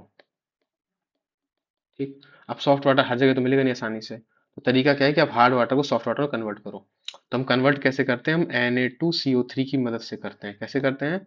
Na2CO3 की मदद से करते हैं। तो Na2CO3 है, ये क्या करता है, हार्ड वाटर को सॉफ्ट वाटर में बदलता है। ये हम लोग सोडा लाइम प्रोसेस में आगे पढ़ेंगे, सोडा लाइम प्रोसेस में पढ़ेंगे, आपने याद आ गया होगा, इतने ने पढ़ा होगा, ठीक है। तो Na2CO3, अब जैसे मान लो, लेकिन अगर आपने एक्सेस में आपने Na2CO3 डाल दिया, जैसे आपको मैंने एक वर्कर वाला एग्जांपल दिया था कि उसको डालना चाहिए था, मान लो उसको जरूरत है मान लो 45 kg की डालने की, तो उसने सोचा कि चलो पूरा का पूरा 50 kg डाल देते हैं, तो पूरे प्लांट में। तो होगा क्या कि अगर आपने ज्यादा Na2CO3 डाल दिया है, तो ये क्या करेगा, Na2CO3 ये आपका वाटर से रिएक्शन करेगा, और आपका Na2CO3 वाटर से रिएक्शन करके आपका NaOH बनाएगा, ठीक है। ये आपका बनाएगा NaOH। तो इसीलिए हम, क्योंकि इसने कास्टिक सोडा बनाया है, तो इसलिए इसको हम लोग बोलते हैं क्या, इसलिए इसको हम लोग बोलते हैं कास्टिक इम्ब्रिटलमेंट, ठीक है। तो ये जो NaOH है ये आपको बना देगा NaOH और H2CO3 या NaHCO3, ठीक है। आप उसको ले ले बैलेंस कर लेना, ठीक है, इस रिएक्शन को आप, हाँ, इसको आप लिख सकते हो कैसे, NaOH और H2CO3, ठीक है, बैलेंस कर लेना इसको। तो ये बेसिकली आपका कास्टिक सोडा बना लेगा, ये कास्टिक सोडा, ठीक। तो ये जो कास्टिक सोडा आपका बन जा रहा है NaOH, तो ये क्या करेगा, दरारें उत्पन्न करेगा, स्क्रैच बनाएगा, और आपके बॉयलर को, बॉयलर की जो परत है उसको नष्ट कर देगा। तो जैसे बॉयलर की परत नष्ट होगी तो ये फट सकता है, फट सकता है, फटने के चांसेस आपके काफी हाई हो जाएंगे बॉयलर के। तो यही आपका कास्टिक एम्ब्रिटलमेंट, ये है इसके नुकसान, हार्म्स। ये जो बताया मैंने कि स्क्रैच पड़ जाएंगे, दरार उत्पन्न हो जाएंगी, बॉयलर में स्क्रैच पड़ जाएगा, खुरदरी हो जाएगी, फट सकता है, ठीक है। ऊर्जा ज्यादा लॉस होगी, सब आप लिख सकते हो। फिर आता है कास्टिक एम्ब्रिटलमेंट को बचाएं कैसे, हाउ टू सेव, मतलब कास्टिक एम्ब्रिटलमेंट को कम कैसे करना है। तो कम करने के उपाय क्या है, मैंने बताया था, एक तो आप Na3PO4 यूज कर सकते हो, इसको फॉस्फेट कंडीशनिंग बोलते हैं, फॉस्फेट कंडीशनिंग। दूसरा होता है कि आप टैनिन या लिग्निन मिला सकते हो, टैनिन या फिर आप लिग्निन मिला सकते हो। तो दो चीजें आप याद रख लेना। तो ये क्या करेगा कि जितना भी आपका एक्सेस में Na2CO3 है उसको यूज कर लेगा, एक्सेस Na2CO3 है उसको कम कर देगा। और जैसे ही खत्म होगा एक्सेस Na2CO3, तो आपका जितना जरूरत है आपका उतना ही हार्ड वाटर सॉफ्ट वाटर बनेगा। जितना जरूरत है उससे ज्यादा नहीं बनेगा। ठीक है। तो कुछ कुछ जैसे स्केल और स्लज को दूर करने के भी उपाय पूछे जाते हैं। ठीक है, जैसे स्केल और स्लज भी मिस हो गया, स्केल और स्लज को हाउ टू रिमूव। तो पहला तो हम लोगों ने इसको पढ़ा था मैकेनिकल प्रोसेस से। पहला था मैकेनिकल प्रोसेस, जैसे आप लोग अपने घरों की टंकी साफ करते हैं वैसे ही।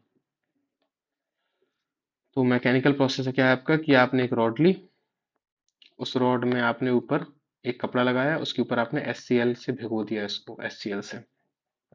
ठीक। और फिर आप क्या कर रहे हो, इस पाइप से यहाँ पे स्क्रैच कर रहे हो। फिर आप क्या कर रहे हो, इसको ऐसे ऐसे ऐसे ऐसे स्क्रैच कर रहे हो। तो HCl से क्या होगी कि रिएक्शन जो हो जाती है आपकी वो हो जाएगी। जैसे COCH3 है मान लीजिए आपका बना, तो ये आपका HCl बना करके, CaCO3 हम क्यों बना रहे हैं, हम MgCO3 बनाते हैं ना।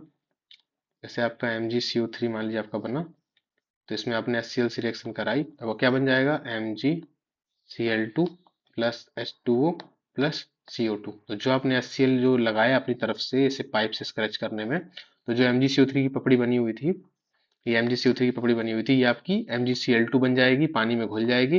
फिर पानी से आप वॉश करोगे तो पपड़ी आपकी खत्म हो जाएगी। एक तो ये तरीका हो गया, इसको मैकेनिकल तरीका बोलते हैं या यांत्रिक विधि बोलते हैं। पहला क्या है कि आप बॉयल वाटर यूज कर दो, अब बॉयल वाटर नहीं सॉरी सॉफ्ट वाटर यूज कर लो। तो सॉफ्ट वाटर आप यूज करोगे तो आपकी पपड़ी बनेगी ही नहीं। लेकिन अगर आप सॉफ्ट वाटर यूज नहीं कर पाए हो, पपड़ी बन गई है, तो फिर आप इसको यूज करो। एक रॉड लो, उसमें HCl से भिगा हुआ कपड़ा यूज करो, और फिर इसके बाद आप इससे डिप करोगे तो आपका हो जाएगा। और तीसरा होता है फॉस्फेट कंडीशनिंग, जो मैंने थोड़ी देर पहले फिर से बताया आपको, फिर से बताता हूँ फॉस्फेट कंडीशनिंग ये क्या होती है, देखो। फॉस्फेट कंडीशनिंग क्या होती है कि आप जैसे मान लो CaSO4 की आपकी परत बनी है, CaSO4 की बनी हुई है, ठीक है। तो इसमें अगर आप यूज करोगे क्या, आप यूज करोगे Na3PO4 सोडियम फॉस्फेट, तो क्या होगा, कैल्शियम फॉस्फेट आपका बन जाएगा और Na2SO4 बन जाएगा। ये रिएक्शन आपको याद करना है। CaSO4 की पपड़ी थी, उसमें आपने अपनी तरफ से सोडियम फॉस्फेट मिला दिया, छिड़क दिया। जैसे आप सोडियम फॉस्फेट छिड़कोगे यहाँ पे ऐसे ऐसे ऐसे ऐसे ऐसे, तो कैल्शियम फॉस्फेट बन जाएगा और Na2SO4 बन जाएगा, दोनों ही आपके पानी में सॉल्युबल है। और इसके बाद आप क्या करोगे, दोनों को बाहर कर दोगे फ्लश आउट करके। इस तरह आपका जो पाइप है या जो बॉयलर है बचा रह जाएगा। आप आवश्यकों को सॉल्व से अपने आप को बचा सकते हो। फिर आपका आता है फोमिंग तथा प्राइमिंग, भी रह गया हमारा फोमिंग तथा प्राइमिंग, समझ लेते हैं। फोमिंग ये प्राइमिंग का डायग्राम है आपका, ठीक है। अब प्राइमिंग समझते हैं इसको क्या है। फेनन तथा अपक्रमण। तो फेनन का मतलब नाम से क्लियर है कि झाग बनना।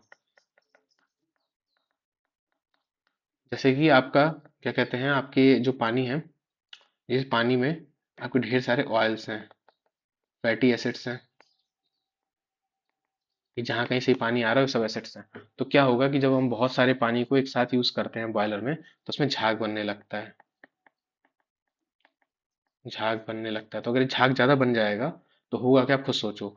आप चाहते हो कि आपका पानी बॉयल करे, तो जब पानी बॉयल करेगा तो स्टीम देगा, स्टीम देगा, उस स्टीम को आप यूज करोगे इलेक्ट्रिसिटी बनाने में, कहीं और कहीं और कहीं और। पर वहीं पे अगर मान लीजिए पूरे में से आपका 80% पानी है, 20% झाग है, तो आपका फ्यूल तो वेस्ट हो रहा है ना। क्योंकि आप तो ये सोच के फ्यूल यूज कर रहे हो कि आपका 100% पानी है और वही आपको स्टीम दे रहा है, लेकिन एक्चुअल में आपका 20% मान लेते हैं झाग है, तो आपका फ्यूल वहाँ वेस्ट हो रहा है ना, उसकी जरूरत ही नहीं थी आपकी। जितनी आपको स्टीम चाहिए उतने अमाउंट में आपको स्टीम भी नहीं मिलेगी, और वो क्वालिटी ऑफ स्टीम भी नहीं रहेगी। तो इस वजह से इसी प्रोसेस को हम बोलते हैं फेनन। फेनन क्या है कि जो आपके ऑयल फैटी एसिड्स वगैरह ये सब होते हैं मौजूद, इसकी आपकी बुकिश डेफिनेशन लिख लेते हैं कि यदि कठोर जल में यदि आपके वसा अम्ल अल्कोहल आदि उपस्थित होते हैं, तो जब हम जल को बहुत तेजी से बॉयल करते हैं, पानी को बहुत तेजी से बॉयल करते हैं, तो जो झाग बनने लगता है, इसी प्रोसेस को हम लोग फेनन कहते हैं। ठीक है, झाग बनने की प्रक्रिया को फेनन कहते हैं। अपक्रमण क्या होता है, अपक्रमण देखो आप एक बार झाग बन चुका है, ठीक है। अभी जब झाग बनता है, जब आप इसी झाग को तेजी से गर्म करोगे, तो कई बार क्या होता है कि झाग के साथ साथ पानी भी बाहर आ जाता है। कई बार क्या होता है, झाग के साथ साथ पानी भी बाहर आ जाता है। ठीक है, झाग के साथ साथ पानी भी बाहर निकल के आ जाएगा। तो एक्चुअल में सोचो, आपने भरा था इतना पानी और नेट पानी इतना खत्म हो गया आपका, तो आपका पानी एक्चुअल में कम बचा, तो आपका लॉस हो रहा है ना। जितना पानी आप बॉयल कर रहे थे उससे तो आपको स्टीम मिली नहीं, एक झाग के साथ साथ पानी भी खत्म हो गया आपका। तो इसी चीज को हम लोग बोलते हैं प्राइमिंग। तो जब आपका पानी हार्ड वाटर होता है तो हार्ड वाटर में जो आपके सॉल्ट्स होते हैं उनके साथ साथ क्या होता है कि पानी जो है इसकी वजह से आपका जो झाग बना है और वो तेजी के साथ बाहर आ जाता है। ठीक है, मतलब बाहर आ जाता है। ठीक है, तो आपका लॉस हो जाता है प्राइमिंग, मतलब अपक्रमण, अपक्रमण मतलब ऊपर की तरफ निकल जाना। ठीक है, तो इसकी डेफिनेशन लिखी हुई है कि बॉयलर में जब कठोर जल को तेजी से गर्म करते हैं तो अचानक तेजी से उबलने लगता है, जिससे उसमें उफान आ जाता है और भाप के साथ साथ, भाप, झाग नहीं, भाप के साथ साथ आपका पानी या फिर जल भी आपका निकल जाता है। इसी प्रोसेस को हम लोग अपक्रमण या फिर प्राइमिंग बोलते हैं। तो अपक्रमण से होने वाली हानि क्या क्या है, वही चीज कि आपने सोचा वाटर लेवल आपका इतना है, लेकिन एक्चुअल में आपका अपक्रमण हो गया तो आपका वाटर लेवल कम हो जाएगा, तो ये लॉस है। आपका फ्यूल ज्यादा खर्च होगा, पपड़ी जम जाएगी, सब बहुत सारी चीजें हम लोग ऑलरेडी पढ़ चुके हैं। ठीक है, फिर आपका टॉपिक है अगला। आप यहाँ पे चाहो तो आप कुछ 5-10 मिनट का ब्रेक ले सकते हो। ठीक है, लेकिन क्योंकि मैं सिंगल शॉर्ट वीडियो रिकॉर्ड कर रहा हूँ तो टोटल वीडियो लंबी होगी। ठीक है, क्योंकि रिवीजन वीडियो है, ये सिर्फ सिंगल पार्ट में आएगी। तो आप यहाँ ब्रेक ले लो थोड़ा सा और फिर वापस से आके अब वीडियो को स्टार्ट करना। फिर आपकी थीम है quantitative measurement, quantitative measurement of water hardness. मतलब कि आपको वाटर हार्डनेस को मेजर करना कैसे है क्वांटिटेटिवली। हम लोगों ने चीज पढ़ ली कि आपका पानी हार्ड कैसे होता है, cos calcium sulphate, magnesium sulphate, सब होते हैं। पीपीएम यूनिट भी हम लोगों ने पढ़ लिया। हम लोगों ने ये बता लिया साबुन के साथ रिएक्शन कराएंगे तो झाग निकलेगा नहीं निकलेगा, डिसाइड करेगा हार्ड है कि सॉफ्ट। लेकिन क्वांटिटेटिव मतलब हमें पता लगाना है कितने पीपीएम है, हाउ मच पीपीएम। तो इसका पता लगाने का विधि होता है आपका ईडीटी मेथड। तो ईडीटी मेथड क्या बताता है आपको, इसका फुल फॉर्म पहले तो एग्जाम पॉइंट में इंपॉर्टेंट है, ethylene diamine tetra acetic acid. इसका स्ट्रक्चर बना लीजिए।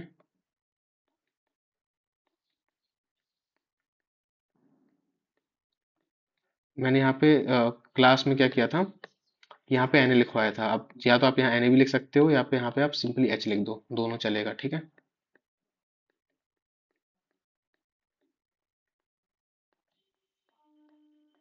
ठीक है, ये स्ट्रक्चर आपको याद रखना होगा। ये है आपका ईडीटी का स्ट्रक्चर। ठीक है, तो अब क्या होता है कि ईडीटी जो मेथड है आपका, ये करता क्या है। तो ये जो आपका ईडीटी है, ये ईडीटी क्या करता है, कॉम्प्लेक्स बनाया करता है। ठीक है, कॉम्प्लेक्स। तो जैसे क्या है कि जैसे आपका वाटर है, इसमें मैं रेड रेड आपके सॉल्ट बना देता हूँ। ये सारे क्या है आपके सॉल्ट्स हैं। किसके सॉल्ट्स हैं, या तो कैल्शियम के सॉल्ट्स हैं या फिर मैग्नीशियम के सॉल्ट्स हैं। अब इसमें क्या होगा कि जब इसमें आप ईडीटी डालोगे, क्या डालोगे, ईडीटी, तो ये क्या करता है कि धूड़ धूड़ करके जो आपके सॉल्ट्स हैं, जैसे कैल्शियम का सॉल्ट मिल गया तो उससे आपका जुड़ जाता है ऐसे, या फिर आपका मैग्नीशियम का सॉल्ट मान लीजिए आपका बन गया तो ये उससे जुड़ जाएगा ऐसे। मतलब ये धूड़ धूड़ करके उनके साथ जुड़ जाता है ईडीटी। और जैसे ही जुड़ जाता है तो हम क्या करेंगे, जितना आपका ईडीटी खर्च हुआ, जितना ईडीटी खर्च हुआ उस बेसिस पे हम पता लगा लेंगे कि हार्डनेस कितनी थी। ये है हमारा बेसिक प्रिंसिपल। ठीक है, समझ में आ गया कि ये आपका पानी है, उस पानी में आपके सॉल्ट घोले हुए हैं, किसके, कैल्शियम और मैग्नीशियम के, सल्फेट, क्लोराइड, बाइकार्बोनेट सब घोले हुए हैं। ये टारगेट करता है केवल कैटायन को, Ca2+ और Mg2+ को। ईडीटी जहां जहां पर भी Ca2+ Mg2+ से मिलेंगे उनको पकड़ पकड़ के अपने पास रख लेगा, कैप्चर कर लेगा, उनके साथ बॉन्ड बना लेगा, कॉम्प्लेक्स बना लेगा। ठीक है, इसी उसी तरह बनाना है आपको, Ca2+ EDTA, Mg2+ EDTA।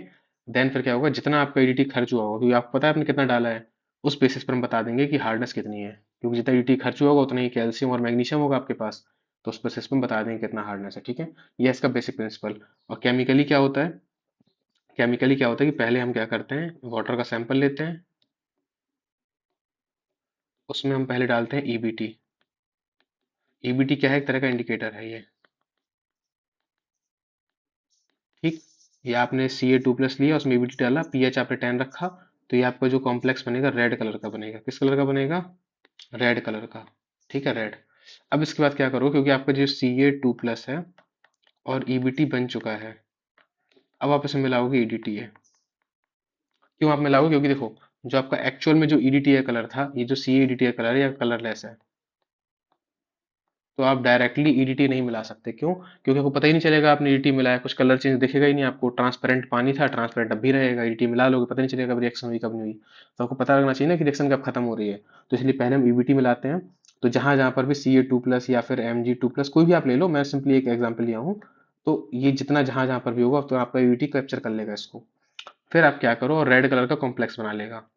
फिर आप क्या करो कि आप ईडीटी इसमें मिलाओ। तो जहां जहां पर भी ये ईबीटी बैठा होगा, उसको हटाता जाएगा ये, और खुद जाके आपका बैठ जाएगा। ठीक है। और ईबीटी आपका बाहर निकल जाएगा। और जो ईबीटी बाहर निकला होता है, ये आपका किस कलर का होता है? ये आपका ब्लू कलर का होता है। ठीक है। किस कलर का होता है? ब्लू कलर का। तो जो आपका सॉल्यूशन है वो रेड से ब्लू में कन्वर्ट हो रहा है। ठीक। Red to blue. ये रेड टू ब्लू कन्वर्ट हो रहा है। इससे क्या होता है, पता चल जाता है कि कितना आपका CADT आपके पास है। और जितना बना, उस बेसिस में बता देंगे कि इसकी PPM कितनी है। एक्चुअल कैलकुलेशन आपसे नहीं पूछी जाएगी, खाली प्रिंसिपल आप याद रखिए। आई होप आपको क्लियर हो गया होगा, रिवाइज हो गया होगा। अगला है आपका topic TDS, total dissolved solids. मतलब कि आपके जो पानी है, वाटर है, उसमें ढेर सारी चीजें घुली हैं। क्लोराइड्स, सल्फेट्स, बाइकार्बोनेट्स, ऑक्साइड्स, बहुत सारी चीजें हैं। ठीक है। ये सिर्फ आपका हार्डनेस की बात नहीं हो रही है। TDS का मतलब होता है टोटल डिजॉल्व्ड सॉलिड, मतलब जो कुछ भी इसमें घुला हुआ है, सॉलिड घुलनशील है पानी में, उसको हम TDS बोलेंगे। तो जब भी आपने देखा होगा ना, आपकी आपका आरओ वाला आता है, आर वाला कहता है कि भाई हम TDS कितना सेट कर रहे हैं, तो जो सेट करता है वो TDS ही होता है। वो जनरली 100+ ही सेट करते हैं। जो अगर जो आप लोग घर में 50 से भी कम है, तो आप सब सेट कर उसको आप बढ़वा लेना। क्यों? क्योंकि बहुत कम TDS वाला पानी भी नहीं पीना चाहिए। जो आपका 500, मैं तो कहूँगा इसमें 600 वैसे लिखा हुआ है आपकी बुक्स में, पर 500 TDS तक आप पी सकते हो। ठीक है, 500 TDS इज गुड इनफ। ऐसे ही बहुत कम भी नहीं पी चाहिए, बहुत ज़्यादा भी नहीं पी चाहिए। 200 250 इज वेरी गुड, तो आप ऐसा पी सकते हो। ठीक है। एंड मतलब 300 से ज़्यादा मत ही पियो तो बेहतर है। क्योंकि ज़्यादा अगर आपके अंदर ये सॉल्ट्स जाएंगे, सॉलिड जाएंगे, तो कई तरह की दिक्कतें आ सकती हैं। पेट में डिपॉजिट हो सकता है, किडनी स्टोन, काफ़ी तरह की दिक्कतें आ सकती हैं। ठीक है। तो आप चेक करिएगा आपका पानी किस तरह का है, TDS। तो TDS को हम लोग निकालते कैसे हैं? जो आपके जो घरों में मीटर आता है वो तो अलग होता है, TDS मीटर। लेकिन लैब में अगर हमें इसे कैसे निकालना है, तो लैब में निकालने का तरीका होता है हमारा क्रूसिबल वेट मेथड से। क्रूसिबल वेट मेथड मतलब आपने एक चाइना क्रूसिबल ले ली, उस क्रूसिबल में आपने पानी को फिल कर दिया। सॉरी, इसको ऐसे बना देता हूँ मैं। उसमें आपने ऐसे ऐसे पानी फिल कर दिया। हार्ड वाटर, हार्ड वाटर नहीं, नॉर्मल वाटर जो आपको यूज करना है, जिसका आपको PTS निकालना है। फिर आप इसको क्या करो, इसको आप हीट करो। इसको आप हीट करोगे ऐसे ऐसे ऐसे ऐसे ऐसे ऐसे ऐसे हीट करोगे, तो इस तो होगा क्या कि आपके पास रेसिड्यू बचेगा कुछ कुछ। तो आप इसका वेट ले लो, W1 मान लीजिए वेट आ गया इसका। ठीक है, आ गया। और अब आपको क्या करना है कि और आपको पहले इसका आपने वेट ले लिया था, सॉरी, इसको W1 ले लो, इसको W2 ले लो। ठीक है।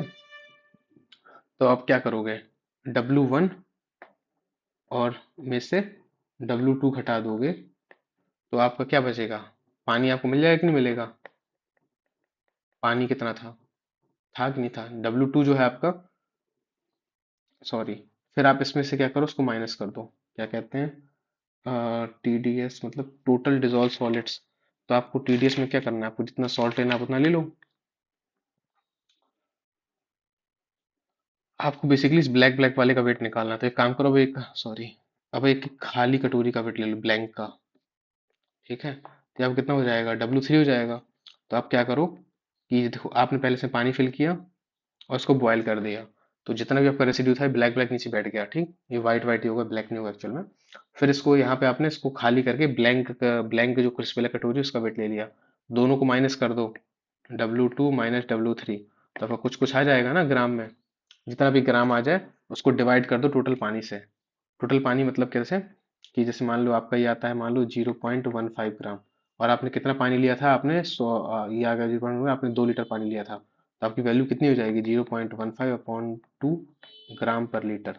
ये आपकी आ गई। ठीक है। आप उसको मिलीग्राम में कन्वर्ट करना चाहते हो तो 1000 से मल्टीप्लाई कर दो, तो 150/2 मिलीग्राम पर लीटर, या हो जाएगा आपका 75 मिलीग्राम पर लीटर, ये आपका टीडीएस है।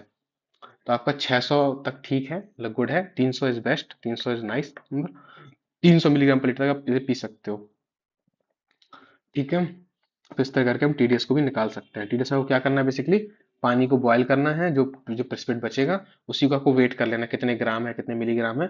जितने मिलीग्राम लो उतना मिलीग्राम आप ले लो, जितना भी इसको उसको माइनस करोगे W two minus W three उतने मिलीग्राम ले लो, और उसको डिवाइड कर दो किससे, जितने भी आपका मिलीग्राम आया है उतने मिलीग्राम ले लो और उसको डिवाइड कर दो पानी से।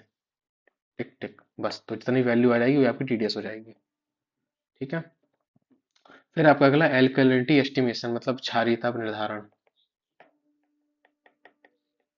क्षारीयता निर्धारण, क्षारीयता आप कैसे निकालोगे, तो आपका पानी, आप सिंपली, अगर आपका पानी बेसिक है, पानी आपका क्या है, बेसिक है, तो इसमें आप डालोगे H2SO4 और फिनोप्थिलीन का इंडिकेटर, ठीक है। आप एसिड डालोगे और यहाँ पर आपको बेस है, तो आपने तो ऑलरेडी पढ़ा हुआ है ना कि बेस एसिड को न्यूट्रलाइज कर देगा। तो जैसे जैसे आप H2SO में एक ड्रॉप डालते जाओगे, आप ड्रॉप बाय ड्रॉप डालते जाओगे, तो क्या होता जाएगा कि आपका जो बेस, जो आपका जो पीएच है वो कम होता जाएगा। कम होना मतलब जो न्यूट्रल होता जाएगा, बेस से आपका न्यूट्रल की तरफ भागेगा। तो एक टाइम ऐसा आएगा कि ये बेसिक मीडियम में पिंक, जो ये सबसे होता है पिंक कलर का होता है, और जैसे जैसे आपका न्यूट्रल न्यूट्रल आता जाएगा, सॉरी एसिडिक मीडियम में, बेसिक है ना, आपने इसमें पिंक कलर रहेगा। जैसे जैसे आप इसमें H2SO डालते जाओगे तो ये आपका कलरलेस हो जाएगा एक टाइम के बाद। जिस पॉइंट पर ये आपका कलरलेस हो रहा है, देखिए पहले क्या है कि बेसिक मीडियम है, तो इसका पीएच मान लेते हैं 10 रहा होगा, तो यहाँ पर जो फिनोप्थिलीन है पिंक कलर का होगा, ठीक। फिर धीरे धीरे आप क्या करोगे, उसमें H2SO की ड्रॉप डालते जाओगे, ड्रॉप डालते जाओगे। मान लो आपने जितना भी आपने HCl डाला, जितना भी आपने H2SO डाला, आप उसको मीजर कर लो, मान लो आपने 15 ml डाला या कितना भी डाला, तो वो आपने डाला, आपको पता है। तो उसके बाद क्या होगा कि पिंक जो है आपका कलरलेस हो जाएगा, वही आपका एंड पॉइंट होगा। तो इससे आप जो कैलकुलेशन में जितना आपने H2SO खर्च किया उसको आप कैलकुलेट कर सकते हो कि कितना इसके अंदर एसिड रहा होगा और कितना अंदर इसके अंदर बेसिक रहा होगा, जिसको हमने न्यूट्रलाइज कर लिया अपने H2SO4 से। इस तरह करके हम उसकी एल्कलिनिटी का एस्टिमेशन कर सकते हैं, ठीक है। इसका कॉन्सेप्ट बस जानो, क्वेश्चन इस पे चांस बहुत कम होते हैं आने के। फिर आता है हमारा इंपॉर्टेंट टॉपिक। इंपॉर्टेंट टॉपिक हम इसे क्यों बोल रहे हैं, क्योंकि ये है आपका वाटर सॉफ्टनिंग टेक्निक्स, मतलब जल की कठोरता कैसे दूर करें। ये काफी इंपॉर्टेंट है, जल की कठोरता कैसे दूर करें, ठीक है। इसको आपको ध्यान से सुनना होगा। तो पहली प्रोसेस है आपकी वाटर को बॉयल करना, सबसे इंपॉर्टेंट। तो आपको याद है ऑलरेडी कि अगर हम पानी को बॉयल करेंगे तो आपकी टेम्परेरी हार्डनेस दूर हो जाती है। हो जाती है कि नहीं हो जाती, कैसे दूर होती है, देखो ये रिएक्शन है इसकी। टेम्परेरी हार्डनेस होती है, मान लीजिए आपकी कैल्शियम के बाइकार्बोनेट से। तो जब आप इसको बॉयल करोगे, हीट करोगे, तो क्या होगा, ये आपका CaCO3 बना लेगा और CO2 और H2O। तो ये जो CaCO3 है आपका, ये नीचे बैठ जाएगा बर्तन के। तो इससे होगा क्या आपका, कि आपकी जो जो जो हार्डनेस घुली हुई थी खत्म हो जाएगी। इसको आप छान के अलग कर सकते हो, आप इसको छान कर अलग कर सकते हो, फिल्टर कर सकते हो, ठीक है। सेम चीज जब आप Mg के साथ करोगे तब भी यही रिएक्शन होगी। बॉयल करोगे तो क्या हो जाएगा, आपका MgCO3 बनेगा, H2O बनेगा, CO2 बनेगा। तो पहली जो मेथड है आपकी बॉइलिंग वाली, तो बॉइलिंग आपकी इस पे काम कर जाती है बाइकार्बोनेट्स पर। क्यों, क्योंकि रिएक्शन आप लिख दोगे, बॉयल करने से कैसे दूर हो रहा है, बॉयल करने पे रिएक्शन होती है और आपका टेम्परेरी हार्डनेस दूर हो जाती है। लेकिन परमानेंट के केस में बॉइलिंग से फर्क नहीं पड़ता, मतलब आप CaCl2 को बॉयल भी करोगे तो नो इफेक्ट। तो इनके लिए आती नई नई टेक्निक्स, जैसे सोडा लाइम प्रोसेस है पहली। तो सोडा लाइम प्रोसेस का नाम ही क्लियर है, देखो ध्यान से आप, क्या लिखा हुआ है, सोडा लाइम प्रोसेस। मतलब एक सोडा है और एक लाइम है। तो सोडा क्या है आपका, Na2CO3, इसको हम बोलते हैं धावन सोडा। कौन सा सोडा, धावन सोडा। तो Na2CO3 और लाइम को हम लोग क्या बोलते हैं, CaOH का होल ट्वाइस, ठीक है। तो आप इसकी रिएक्शन करा दो। तो लेट सपोज मान लो आपने रिएक्शन कराई Na2CO3 की, मतलब आपके पानी में दो, ये जो है आपकी दोनों तरह की हार्डनेस दूर कर सकता है, ठीक है। जो सोडा लाइम प्रोसेस है, आयन एक्सचेंज है, जो भी विधि आगे आएंगी, वो आपकी टेम्परेरी और परमानेंट दोनों तरह की दूर कर सकती है, ठीक है। बॉइलिंग केवल टेम्परेरी को दूर करता है। तो धावन सोडा लाइम में क्या है, Na2CO3 और सोडा लाइम है। तो जो Na2CO3 है ये क्या करेगा, MgCl2 के साथ रिएक्शन कर लेगा। MgCl2, CaCl2, आप कुछ भी ले सकते हो, ठीक है, आपकी मर्जी। CaCl2, MgSO4, CaSO4, इन चारों में से आप कोई भी ले लो। ठीक, तो मैंने आपका कोई एक ले लिया। क्या बनेगा आपका, MgCO3 बनेगा और 2NaCl बनेगा। ये रिएक्शन होगी आपकी, ठीक। तो इससे क्या होगी कि आपकी हार्डनेस दूर हो गई। जो Mg पहले पानी में घुला हुआ था, MgCl2, अभी MgCO3 बन के अलग हो गया पानी से। तो जो आपका पानी है सॉफ्ट हो गया। अब ये जो लाइम क्या करेगा, ये जो आपका लाइम है ये रिएक्शन करेगा मान लीजिए कैल्शियम बाइकार्बोनेट है आपके पास, ठीक है, इसकी भी अशुद्धि है आपकी टेम्परेरी हार्डनेस। तो ये आप इसकी CaOH के होल्टाइड से रिएक्शन करा दोगे तो क्या बन जाएगा, 2CaCO3 बन जाएगा और H2O और CO2 आप बैलेंस आउट कर लेना इस रिएक्शन को, ठीक है।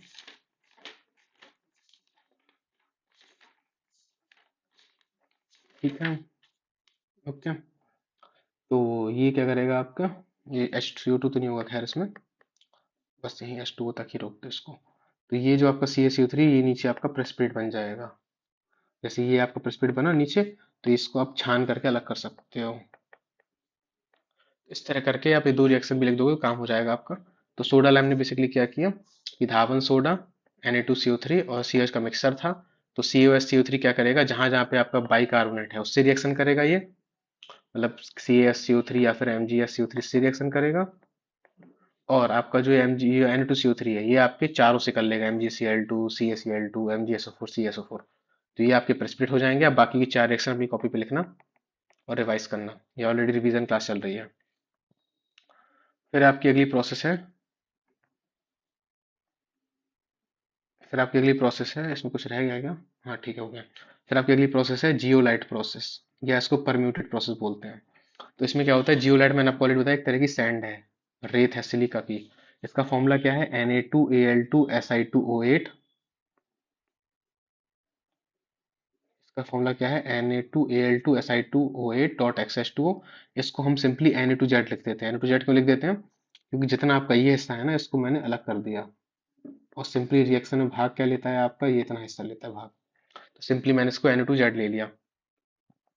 अब होता क्या है कि ये जो जियोलाइट है, आपका एक ऊपर से चैम्बर है। मैंने क्लास में दूसरा डायग्राम बनाया था, आपको जो डायग्राम मिल रहा है उससे देख लो, सब सेम ही है, ठीक है। तो यहाँ से आपका क्या हो रहा है, हार्ड वाटर एंटर कर रहा है, ठीक। और यहाँ पे जैसे हार्ड वाटर जब आपका एंटर कर रहा है तो हार्ड वाटर में इम्प्योरिटीज हैं आपकी। कौन कौन सी इम्प्योरिटीज, अभी आप इसके लिए फिलहाल के लिए इस वाले चैम्बर को भूल जाओ, सिर्फ इतने फोकस करो।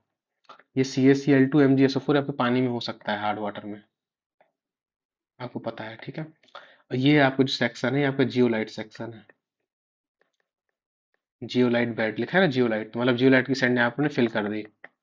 तो होगा क्या कि जो आपकी जियोलाइट की सैंड फिल करी है, तो तो होगा क्या, देखो आप, आपका जो जियोलाइट है Na2Z है, ठीक है, ध्यान से देखो आप इसको।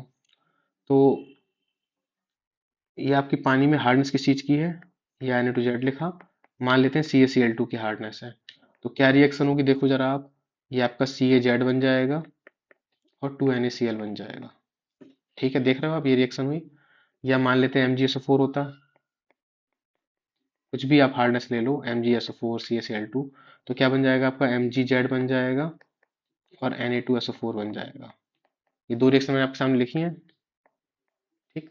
तो एक में CaCl2 की हार्डनेस थी, एक में MgSO4 की हार्डनेस थी। तो N2Z ने बेसिकली किया कि आप गौर से देखो कि NaCl निकाल दिया बाहर या Na2SO4 निकाल दिया बाहर, और जो कैल्शियम था वो जेड के साथ चिपक गया, जेड के साथ अटैच हो गया। तो बेसिकली जो जो आपके यहाँ पे जो जियोलाइट थे, ये जो आपका जियोलाइट था यहाँ पर, तो यहाँ पे हो क्या रहा है कि जितना भी कैल्शियम और मैग्नीशियम है वो यहीं पे कैप्चर हो जाएगा पूरी तरह से, पूरा पूरा पूरा यहाँ पे। और जो नीचे आपका निकल के बाहर हो रहा है, फिल्टर आउट हो रहा है, या तो NaCl हो रहा है या तो Na2SO4 हो रहा है। तो ये है आपका सॉफ्ट वाटर, समझ गए। फिर से देख लीजिए, ऊपर से आपने पानी मिलाया हार्ड वाटर का, इस हार्ड वाटर में क्या था आपका, CaCl2 था और MgClSO4 था, और भी बहुत सारे हो सकते हैं, ठीक है। तो Na2Z क्या कर रहा है, जियोलाइट क्या कर रहा है, जियोलाइट तरह की सैंड है। इस सैंड में खास बात क्या है कि ये केवल आपके ये जो जेड वाला हिस्सा है, ये प्रोटेक्ट रहता है, खाली ये आयन चेंज हो जाता है, Na हट जाएगा। तो Na हट गया, यहाँ पे कैल्शियम जेड आ गया, CaZ। ये हो गया आपका CaZ, ये जेड सेम है। या फिर MgZ आ गया, तो ये जेड आपका सेम है ये पूरा इतना, और यहाँ पे Mg आके लग गया। अभी मत कहना सर आयंस वायंस बैलेंस करो, आप सिंपली देख लो। तो इसमें क्या होगा कि जहां जहां पर भी आपका जहां जहां पर भी CaCl2 में कैल्शियम था, वो उस यहाँ पे सैंड की तरह चिपक जाएगा, और मैग्नीशियम चिपक जाएगा। तो ये जो CaMg यहीं पे चिपक गए और जब अटैच हो गए, और जितना भी आपका ये बाहर बचा वो बाहर निकल के आ गया, इसको बनता है सॉफ्ट वाटर। तो इस तरह से आपका हार्ड वाटर जो सॉफ्ट वाटर में कन्वर्ट हो जाता है। अब क्योंकि ये रिएक्शन हो गई है एक बार, आपने कई बार यूज कर ली, अब क्या करोगे, अब आपकी जो जहां जहां पर भी जगह थी वहां वहां पर भी अब कैल्शियम और मैग्नीशियम बैठ चुके हैं। अब ये रिएक्शन काम करना बंद कर देगा प्लांट आपका। अब आप ऐसा तो है नहीं, इतना बड़ा प्लांट लगाया आप उसे फेंक दोगे, ये वेस्ट कर दोगे, तो फिर से आप रीजनरेट करोगे सैंड को, जो आपका जियोलाइट सैंड है उसको फिर से रीजनरेट करोगे। तो आपको क्या करना है, आपको कंसंट्रेटेड NaCl का सॉल्यूशन फ्लो कराना है ऐसे। ठीक। तो पहले केस में आपको क्या बन गया था, CaZ बन गया था ना।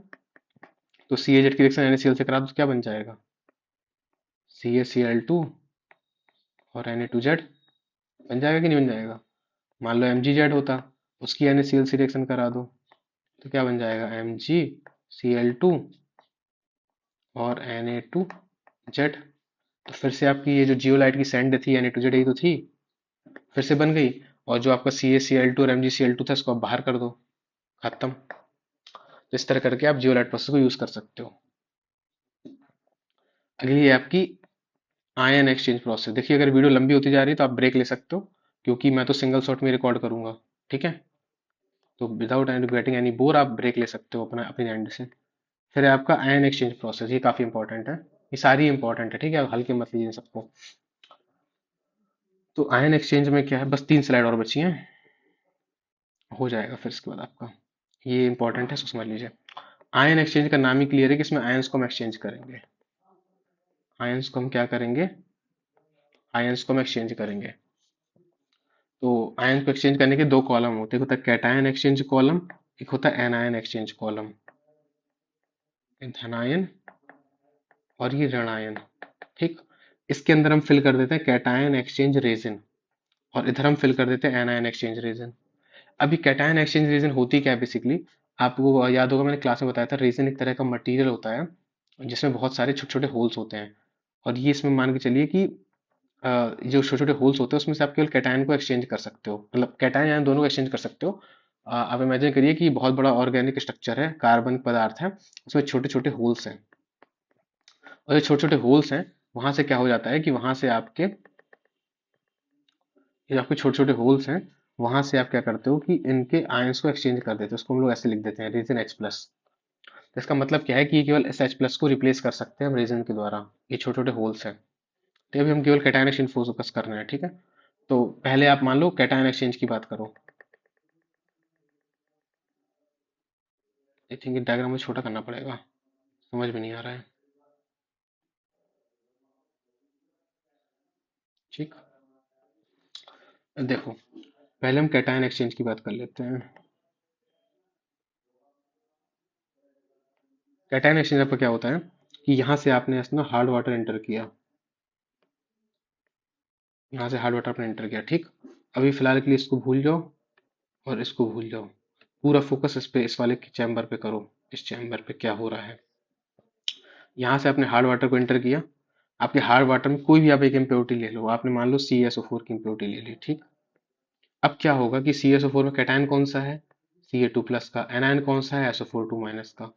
तो जो कैटायन एक्सचेंजर है वो Ca2+ को एक्सचेंज करेगा, और जो एनायन एक्सचेंजर है वो SO4 को एक्सचेंज करेगा। अब होगा क्या कि आपके पास क्या है, रेजिन गई, ये जो CaSO4 आपके पास आया, रेजिन H+, और इसकी आपने रिएक्शन करा ली CaSO4 से। तो आपको तो पता ही है कि यहाँ पे कैटायन को एक्सचेंज करना है, तो होगा क्या कि आपका रेजिन और Ca2+ अलग हो जाएगा, और साथ में आपका H+ अलग हो जाएगा, और साथ में आपका SO4 अलग हो जाएगा। ठीक है, यहाँ तक समझ में आया। जहां जहां पर भी देखो आपका H+ था, जहां जहां पर भी आपका H+ था, ये हट गया, बाहर आ गया, और जो Ca2+ था यहाँ पे आके इसने जगह ले ली इसकी। तो यहाँ यहाँ पर जहां यहाँ पर H+ था, यहाँ यहाँ पे आकर आपका कैल्शियम आके यहाँ बैठ जाएगा, ठीक, क्योंकि CaSO4 की हार्डनेस थी। अब क्या हुआ, आपका आगे बढ़े स्टेप, ये एक रिएक्शन हो गई। अब नेक्स्ट, अभी जो पानी है ये तो आपका चिपक गया रीजन में से, कोई मतलब नहीं। अभी H+ और SO4, जिसको आप H2SO4 बोल सकते हो, पर अभी हम नहीं बोल रहे हैं। तो ये आपका ऐसे ऐसे से करके ऐसे ऐसे मूव करेगा, और फिर ये आके दूसरे चैम्बर में आएगा। किस पे आएगा? ये एनायन एक्सचेंज पे आएगा। एनायन एक्सचेंज रेजन का स्ट्रक्चर क्या है? जैसे आपका कैटायन का था वैसे ही रेजिन OH माइनस, ये इसका स्ट्रक्चर है। ठीक है, मतलब बहुत बड़ी ऑर्गेनिक श्रृंखला है, उसमें छोटे छोटे छोटे छोटे होल्स हैं, उन होल्स में क्या है? OH माइनस लगे हुए हैं। OH माइनस इन्हीं को हम एक्सचेंज करते हैं। अब क्या होगा कैटायन एनायन एक्सचेंज रीजन में? रेजिन OH माइनस, ये अब ये रीजन OH माइनस है। आपके पास क्या क्या बचा हुआ है? आपके पास बचा हुआ है H प्लस, आपके पास बचा हुआ है SO4 माइनस, यही बचा है आपके पास, और तो कुछ बचा नहीं था। ये रीजन तो थी आपके पास पहले से, और ये आपका बचा हुआ था, इसको आपने उठा के यहाँ लिख दिया। क्या रिएक्शन होगी? एनायन एक्सचेंज रीजन है तो एनायन को एक्सचेंज करेगा, तो जहां जहां पर भी आपका OH माइनस है उसको रिप्लेस करा दो SO4 से। तो अब क्या बन जाएगा? मैं इस रिएक्शन को यहाँ लिख देता हूँ, सॉरी यहीं लिख देता हूँ। तो आपका हो जाएगा resin SO4 2 minus plus H plus plus OH minus. ये तो आपको ऑलरेडी पता है कि जब H प्लस OH माइनस मिलेंगे तो ये वाटर बना देगा। ठीक है, तो इस तरह करते करते ये जो OH माइनस है यहाँ पे एक्सचेंज हो जाएगा किससे? SO4 2 माइनस से। और ये आपका वाटर जो है प्योर वाटर, और जिसको आप मिनरल वाटर बोल सकते हो, सॉफ्ट वाटर, वो आपका यहाँ से निकल जाएगा बाहर। प्रोसेस समझ में आई आपकी?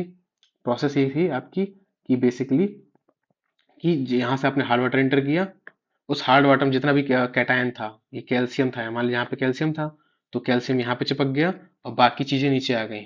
SO4 2 माइनस और H प्लस नीचे आ गया। फिर ये यहाँ से वापस पंप किया हमने इसको, क्योंकि एनायन एक्सचेंज रीजन था।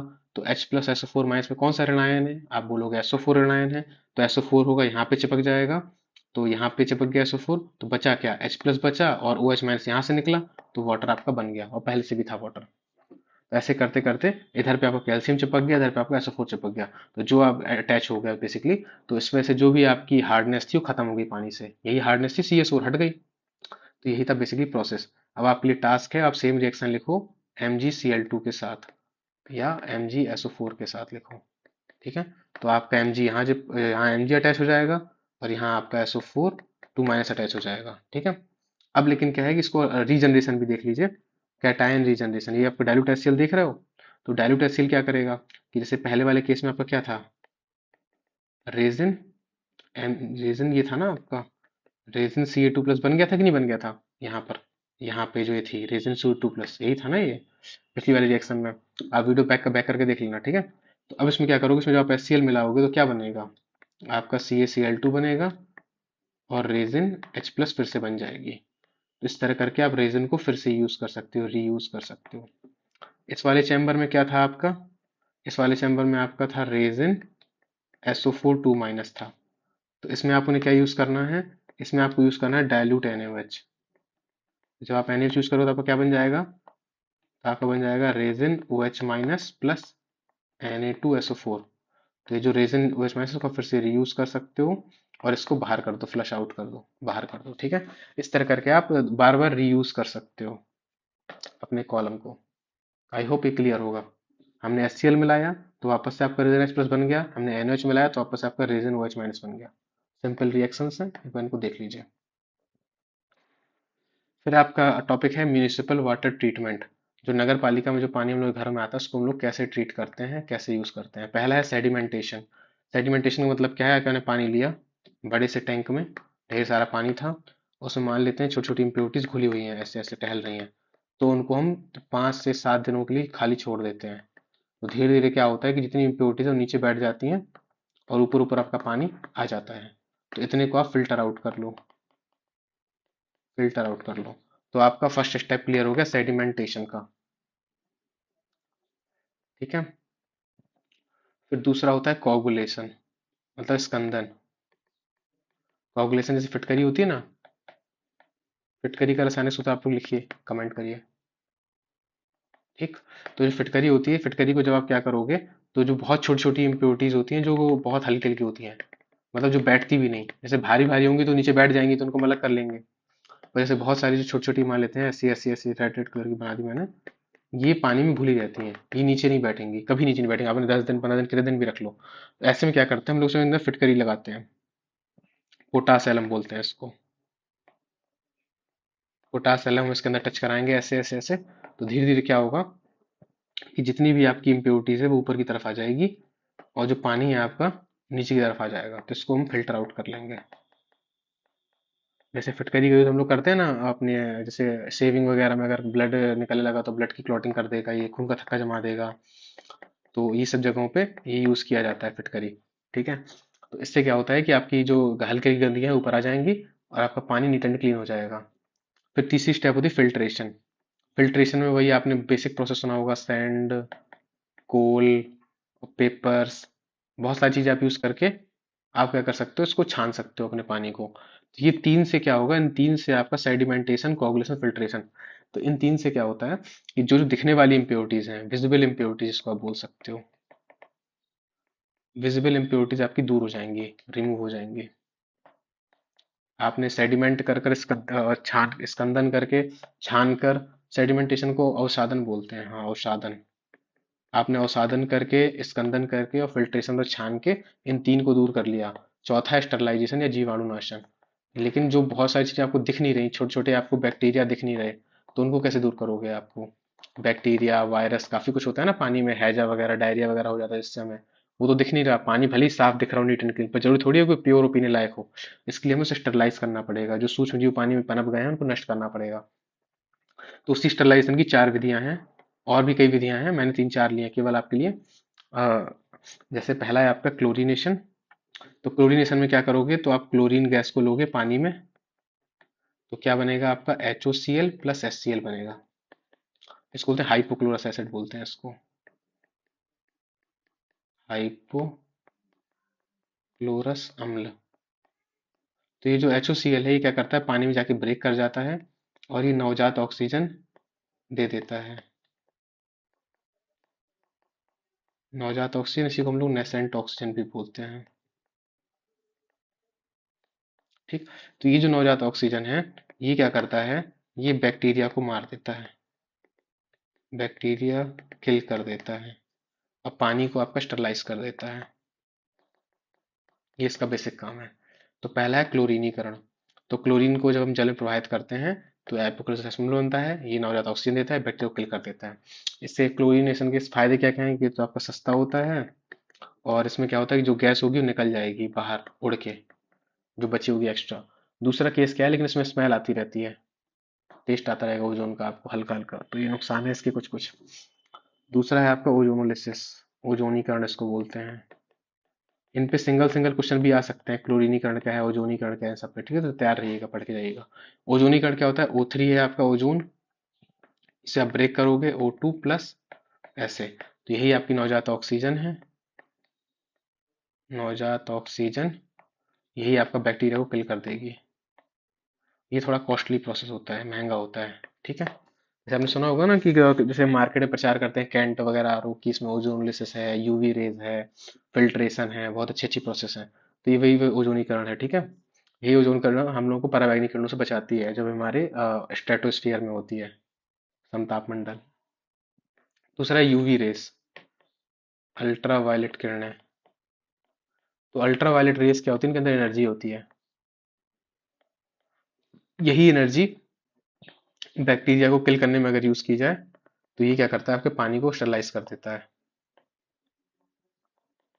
जो आप लोग देखते हो ना कि अल्ट्रा वायलेट किरणों से बचाने के लिए हम लोग सनस्क्रीन यूज करते हैं, सनस्क्रीन बेसिकली क्रीम्स आती हैं बहुत सारी, जो क्या करता है यूवी रेस से बचाती है, स्किन कैंसर वगैरह से बचाती है।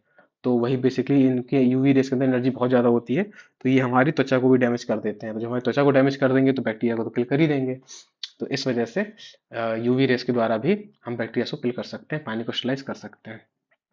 चौथा है आपका रिवर्स ऑस्मोसिस। रिवर्स ऑस्मोसिस हम लोगों ने ऑलरेडी पढ़ा हुआ है, आपको याद होगा।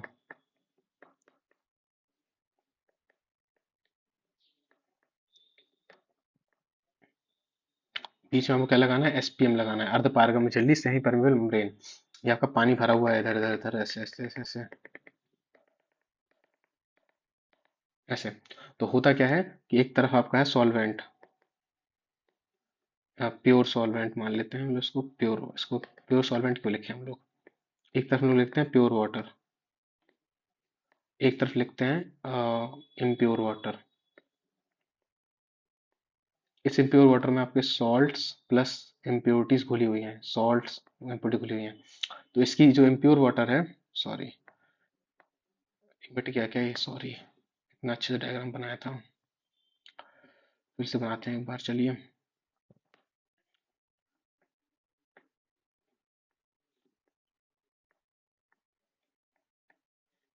हम लोग बस लास्ट स्टेज में हैं, होने वाला है हम लोगों का रिवीजन। यहाँ पे मैं लिख देता हूँ आपका इम्प्योर वाटर, प्योर वाटर मान लेते हैं। प्योर वाटर इसकी कंसंट्रेशन लेस है, कम सांद्र है, क्योंकि इसमें सॉल्ट नहीं घुले। इधर पे मान लेते हैं, इधर आपका इम्प्योर वाटर है। इम्प्योर वाटर में आपके सॉल्ट्स वगैरह घुले रहते हैं, इसकी हाई कंसंट्रेशन है, उच्च सांद्रता। ठीक। अब आपका ऑस्मोसिस प्रोसेस क्या होती है सुन लीजिए पहले। ऑस्मोसिस का काम होता है कि ऑस्मोसिस, जैसे याद है ना आपको कि जैसे आपका पानी में के अंदर अगर आप किशमिश रख दोगे, किशमिश, तो किशमिश आपकी फूल जाती है। क्यों ऐसा होता है? कि जो लो कंसंट्रेशन है वो हाई कंसंट्रेशन की तरफ मूव करता है। इस चीज को याद रखिएगा ऑस्मोसिस में। ऑस्मोसिस में क्या होता है, लो टू हाई। इस चीज को याद रखिएगा, गलत मत, जनरली हाई टू लो होता है, लेकिन ऑस्मोसिस में खास बात क्या होती है कि अर्धपारगम्य झिल्ली होती है, एसपीएम, सेमी परमेबल मेम्ब्रेन अर्धपारगम्य झिल्ली, इसी को बोलते हैं। तो इसमें लो टू हाई मूवमेंट होता है। मतलब कि अगर आप एक तरफ प्योर पानी भर दोगे, दूसरी तरफ इम्प्योर पानी भर दोगे, अगर आप कुछ नहीं करोगे तो अपने आप क्या होगा, पानी का मूवमेंट आपका ऐसे होगा, ऐसे ऐसे मूव होगा, ऐसे पानी। तो आपका जो प्योर पानी वो खत्म हो जाएगा और इम्प्योर पानी बढ़ता चला जाएगा। तो ये वाटर लेवल आपका ऐसे ऐसे राइज करता जाएगा यहाँ पे। ठीक है। लेकिन रिवर्स ऑस्मोसिस का नाम ही क्लियर है कि आपको उल्टा करना है, मतलब आपको हाई टू लो जाना है। क्या करना है आपको, हाई टू लो। तो क्या करते हैं कि हम यहाँ से प्रेशर लगाते हैं, यहाँ से हम लोग प्रेशर लगाते हैं। इसी को ऑस्मोटिक प्रेशर कहते हैं, आपने नाम सुना होगा, परासरण दाब। ऑस्मोटिक प्रेशर या फिर परासरण दाब, यही पढ़ा होगा आपने 12th क्लास में। जब यहाँ प्रेशर लगाओगे तो प्रेशर से क्या होता है, जब एक लिमिट से ज्यादा प्रेशर लगा दोगे, जितना इसका प्रेशर उससे ज्यादा अगर प्रेशर लगा दोगे, तो क्या होगा कि ये जो मूवमेंट है रिवर्स हो जाएगा ऐसे। अब जो है आपका पानी इम्प्योर वाटर से प्योर वाटर की तरफ बढ़ता जाएगा। तो धीरे धीरे क्या होगा, इस एसपीएम से आपका प्योर वाटर इधर कलेक्ट होता जाएगा, और इसको आप कलेक्ट कर सकते हो, इसको आप कलेक्ट कर सकते हो। ठीक है। तो आपने जब यहाँ से प्रेशर लगाया, इसी को ऑस्मोटिक प्रेशर बोलते हैं। तो जो आपकी आरओ मशीन होती है उसमें आप बिजली का यूज करते हो ना, इलेक्ट्रिसिटी, तो एक मोटर होती है, वो यहाँ से प्रेशर लगाती है अंदर एसपीएम के। तो जो इम्प्योर वाटर है वो आपका प्योर वाटर आपको बना देता है, इधर से आपको प्योर वाटर मिल जाता है। तो आई होप आपको डाउट क्लियर होगा, ऑस्मोसिस क्या होता है, रिवर्स ऑस्मोसिस क्या होता है। तो रिवर्स ऑस्मोसिस को पीने के पानी में, घरों वगैरह में यूज करते हैं, खाना बनाने में। इसके फायदे क्या क्या हैं? फायदे हैं कि बहुत ज्यादा मात्रा में कई बार इसको यूज कर सकते हो, आसानी से उपलब्ध है, इजी है, हैंडी है, कहीं भी सेटअप कर सकते हो। नुकसान क्या है, थोड़ा महंगा आता है, आप लिख सकते हो, पानी की बर्बादी ज़्यादा होती है इसमें। देखते हो ना, बहुत सारा पानी वेस्ट हो जाता है, तो उस पानी को हमें कहीं यूज़ करना चाहिए। ठीक है, पानी को बचाना चाहिए। फिर आपका लास्ट है, टॉपिक का लास्ट हिस्सा है, water for human consumption for drinking and cooking purposes, high standard specification. मतलब जो पानी आप यूज़ करते हो नहाने के लिए, पीने के लिए, कुकिंग के लिए, कैसा होना चाहिए, साफ होना चाहिए, इस तरह होना चाहिए, स्टरलाइज होना चाहिए, और जीवाणु रहित होना चाहिए, और उसके अंदर मिनरल्स होने चाहिए, क्योंकि हम पी रहे हैं ना, तो मिनरल्स भी जरूरी है हमारे शरीर में कुछ ना कुछ। अगर आप सारे मिनरल्स गायब कर दोगे तो हमारी हड्डियों को नुकसान पहुंचेगा, बहुत सारे मिनरल्स जरूरी होते हैं हमारे शरीर के लिए। ठीक है। तो जो स्टैंडर्ड टेबल है, वो स्टैंडर्ड टेबल क्या है, IS 1050 की, जो भारत सरकार के स्टैंडर्ड है, उसमें पीने के पानी के क्या क्या स्पेसिफिकेशन है। आज तक क्वेश्चन नहीं आया, बट फिर भी आप 4-5 स्टैंडर्ड याद कर लो। जैसे कलर का जो रीडिंग है 5 होना चाहिए, 5 मतलब एक स्केल है 5। तो दिखने में ट्रांसपेरेंट होना चाहिए, कलर साफ सुथरा होना चाहिए, गंदा मट वाला ना हो। टर्बिडिटी मतलब मिट्टी विट्टी उसमें ना हो, एकदम क्लीन विजिबल हो। पीएच जो पीने का, ये इंपॉर्टेंट है, पीने के पानी का पीएच 6.5 से 8.5 के बीच होना चाहिए। जो हार्डनेस है पीने के पानी की, मैक्स टू 300 पीपीएम तक होनी चाहिए। कैल्शियम 75 ppm, मैग्नीशियम 30 ppm तक होना चाहिए। ठीक है। इसके अलावा कई बार मैंने आयरन वायरन के भी क्लास में लिखवाए थे। तो आपको जितने भी स्टैंडर्ड हो जाए, मिनिमम 6-7 याद कर लीजिएगा, बहुत है। कि पीने के पानी के स्टैंडर्ड कौन कौन से हैं। तो ये 3 तो याद रख लीजिएगा, ये 4 इंपॉर्टेंट है शुरू के। ठीक है। इसके अलावा जितने याद हो जाए आपकी मर्जी, टेबल से देख के कोई भी आप 4-5 याद कर लेना। NE67 is enough. ये है आपके स्टैंडर्ड पीने के पानी के। तो इसी के साथ आपका, आई थिंक ये, इसी के साथ आपका हो जाता है कंप्लीट। तो thank you for watching this video and wish you all the very best for the exams.